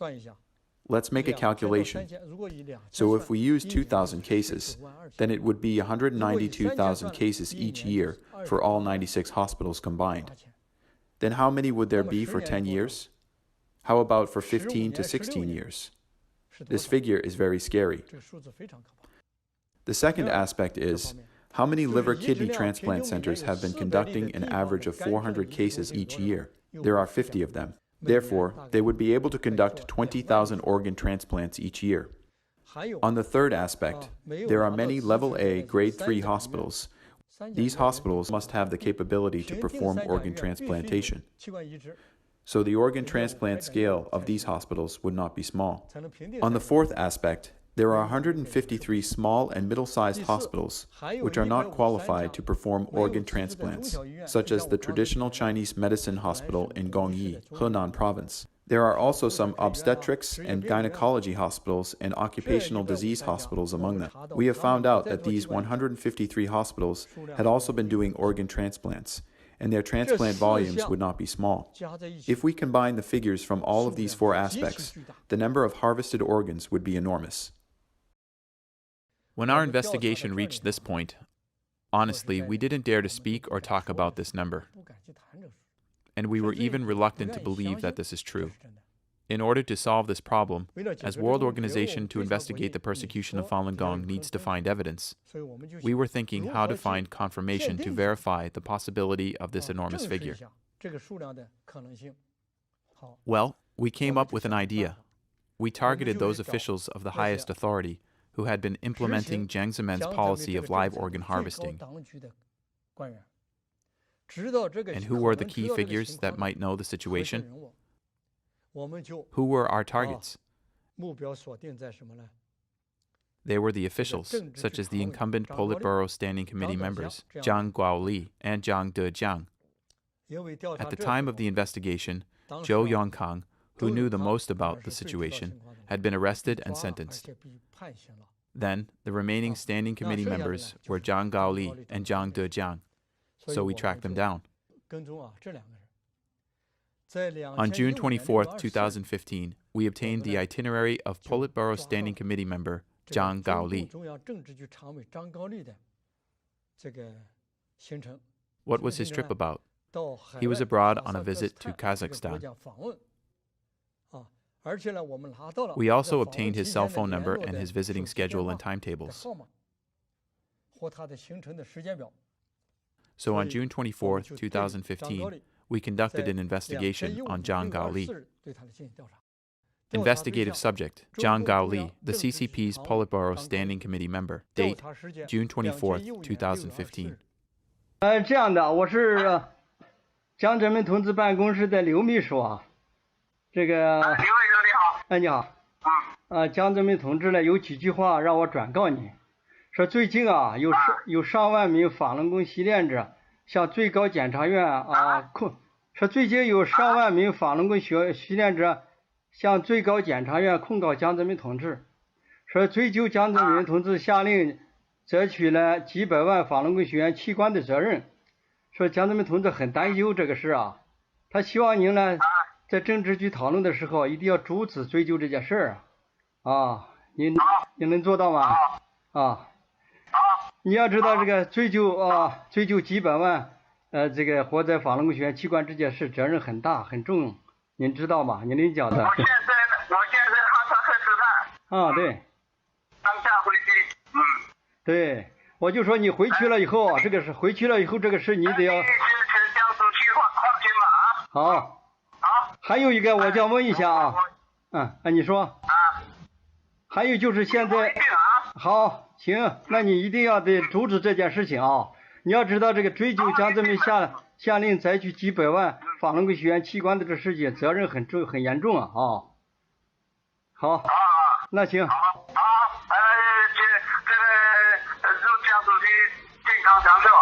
那你这个事一定，那你这个事情一定要回去抓紧还有一个这个剩下的一些这个法轮功习练者也得处理好不能出纰漏，好吗？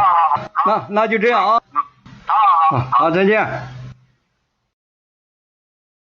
Our investigator, posing as Secretary Liu from Jiang Zemin's office, directly reached Zhang Gaoli on his cell phone. As a standing member of the Politburo of the CCP Central Committee and Vice Premier of the State Council, Zhang Gaoli did not deny, show surprise, nor try to explain away when being asked by the investigator about Jiang Zemin's order to remove organs from several million Falun Gong practitioners.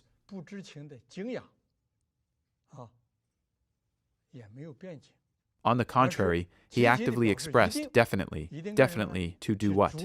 To prevent the matter from being pursued at the Politburo meeting? After this conversation, we felt a little more steady and sure in our hearts. At least he knew about the organ harvesting. Right now, you may wonder, at that moment, would he answer such sensitive questions? You may not know that the incumbent Politburo Standing Committee members, who are within the top authority, are not allowed to talk on cell phones to communicate directly like this in mainland China.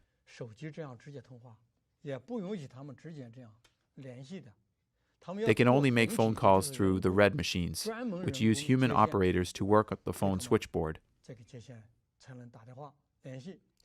And the time, location, people, and conversation summary must be recorded and reported to the highest authority. Therefore, it's inconvenient for them to make phone calls in China, and the call was made at the time when Zhou Yongkang was sentenced. And it was said that Zhou was sentenced leniently due to his meritorious performance. Let's think about it. In terms of Zhou Yongkang's merit and atonement, what he did? Nothing more than revealing more of their internal secrets, right? So this would inevitably implicate Jiang Zemin and his clique. And it might include information on things like live organ harvesting. After Zhou Yongkang confessed, Jiang Zemin hadn't learned what he said. Wouldn't he be very anxious? Zhang Gaoli's within his clique. Wouldn't he be very concerned about it? So this directly concerned the fate of their clique. At this moment, a phone call was made to directly tell him to stop this matter. It was logical. Also, at that time, there were Falun Dafa practitioners from all over the world, tens of thousands of Falun Dafa practitioners suing Jiang Zemin in the Supreme Court and the Supreme Procuratoriate for the persecution. Their legal complaints mentioned live organ harvesting, and World Organization to investigate the persecution of Falun Gong had also sent materials to them. Therefore, the reason why we seized this opportunity to call and talk to Zhang Gaoli: 1. He knew about the issue. 2. He could speak under such circumstances. And during that time period, the topic of the phone conversation was also their most concerned topic. So at that time, we asked him about it.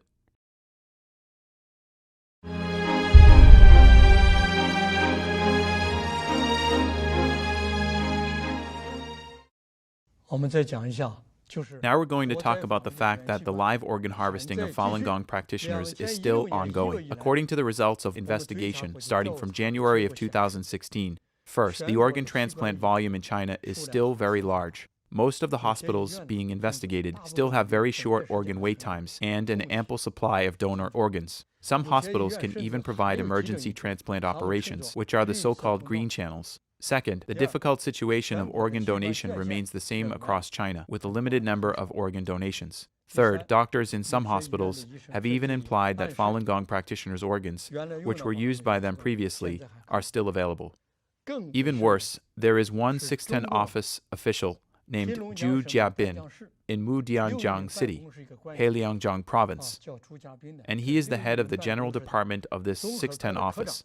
He admitted in a high-profile way that he had live organ harvested Falun Gong practitioner Gao Yishi, and he had also said that he had sold Gao's organs. Investigative subject, Zhu Jiabin, head of the General Department of the CCP's 610 office in Mudanjiang City, Heiliangjiang Province. Date, June 21st, 2016.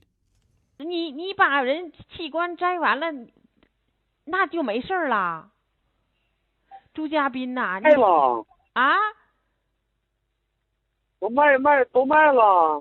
卖了都可以了，你就说的这么轻巧啊？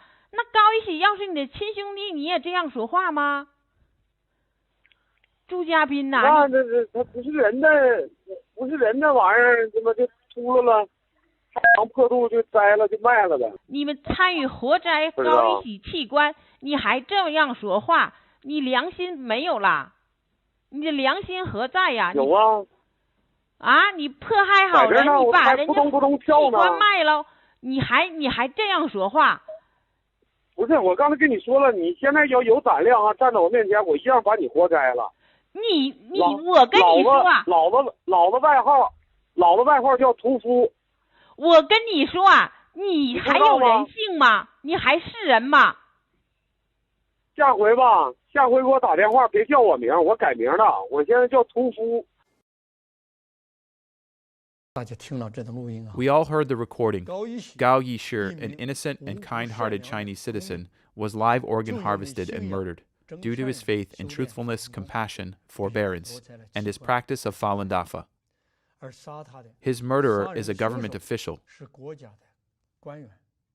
and he even admitted in a high-profile way to having live organ harvested Gao Yishi and to having sold his organs. This is the lawless, overt conduct of the CCP's 610 office systems officials, who have no conscience or humanity. This is also an epitome of the CCP's evil nature.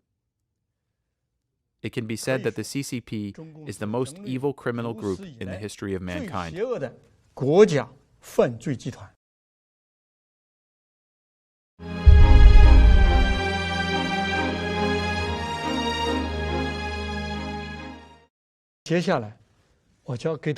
Next, I'll talk about the fact that live organ harvesting has spread to a broader scope. For instance, in 2013, a 6-year-old boy in Shanxi province had both of his eyes brutally scooped out. His name is Bin Bin. His corneas were stolen. When he later woke up, the first sentence he uttered was, "How come the dawn still doesn't break?" It was called the most heartbreaking remark in 2013 by Chinese people. Also, according to a report published on August 31, 2009 in mainland China, a homeless man's organs were harvested. The third affiliated hospital of Sun Yat-sen University was one of the entities being suspected of involvement. Not too long ago, on November 22, 2016, a TV station in France reported that a Christian man named Peng Ming had been secretly live organ harvested by the CCP.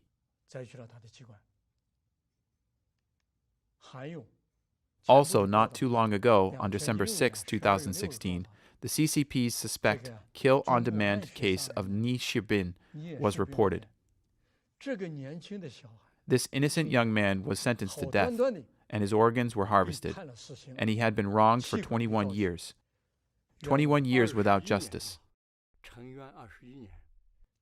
His family had been under such burden and pressure for a long time, for no reason. In the end, the CCP only declared him innocent. Think about it, everyone. What has the Chinese society become? Today, the CCP is not live organ harvesting only from Falun Gong practitioners, but also from a broader range of people, including children, youth, and Christians.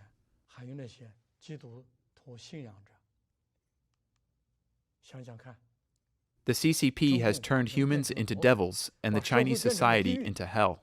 Living in such a society, who can remain safe? Please think again. The live organ harvesting from Falun Gong practitioners and from others is the extension of the CCP's history of slaughtering people.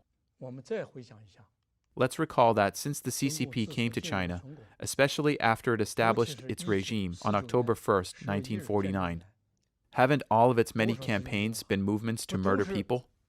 According to its own official records, more than 80 million people have perished unnaturally, with the total number exceeding the combined death toll of both world wars. For instance, during its suppression of the counter-revolutionaries in 1949 and the land reform movement in 1950, more than 5 million people were killed. In the subsequent 3 anti-campaign, 5 anti-campaign, over 340,000 people were slaughtered. Furthermore, the Cultural Revolution not only destroyed the traditional Chinese culture, but also murdered more than 2 million Chinese people. An enormous number of people were killed, and tens of thousands of families were destroyed. Someone once commented that more than half of the Chinese people have suffered from the Communist Party's persecution. Also, there were students who were crushed by tanks on Tiananmen Square after their demonstrations on June 4, 1989. It was said that over 10,000 people perished on the Tiananmen Square during this massacre. Today, I can put it this way. What the Chinese Communist Party has done is extremely similar to what the Nazis had done during the Holocaust. However, the CCP's evilness is far beyond that of the Nazis. If humankind still does not face it, then the world civilization will become completely destroyed. This is devastating, and it's a devastating persecution against the morals and conscience of mankind.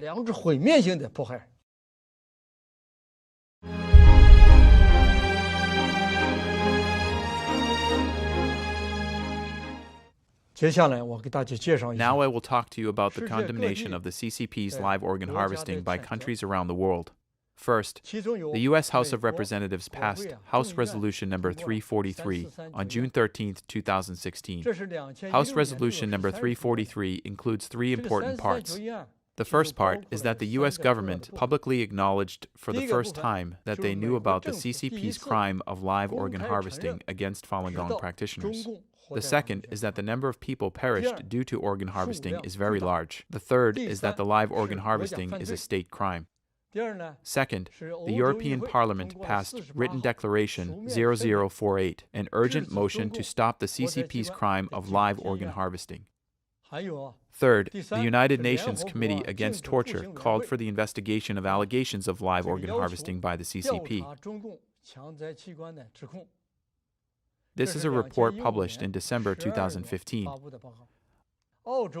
Australia also raised the issue of forced organ harvesting through its human rights dialogue with China. The Human Rights Commission of the Italian Senate also passed a resolution.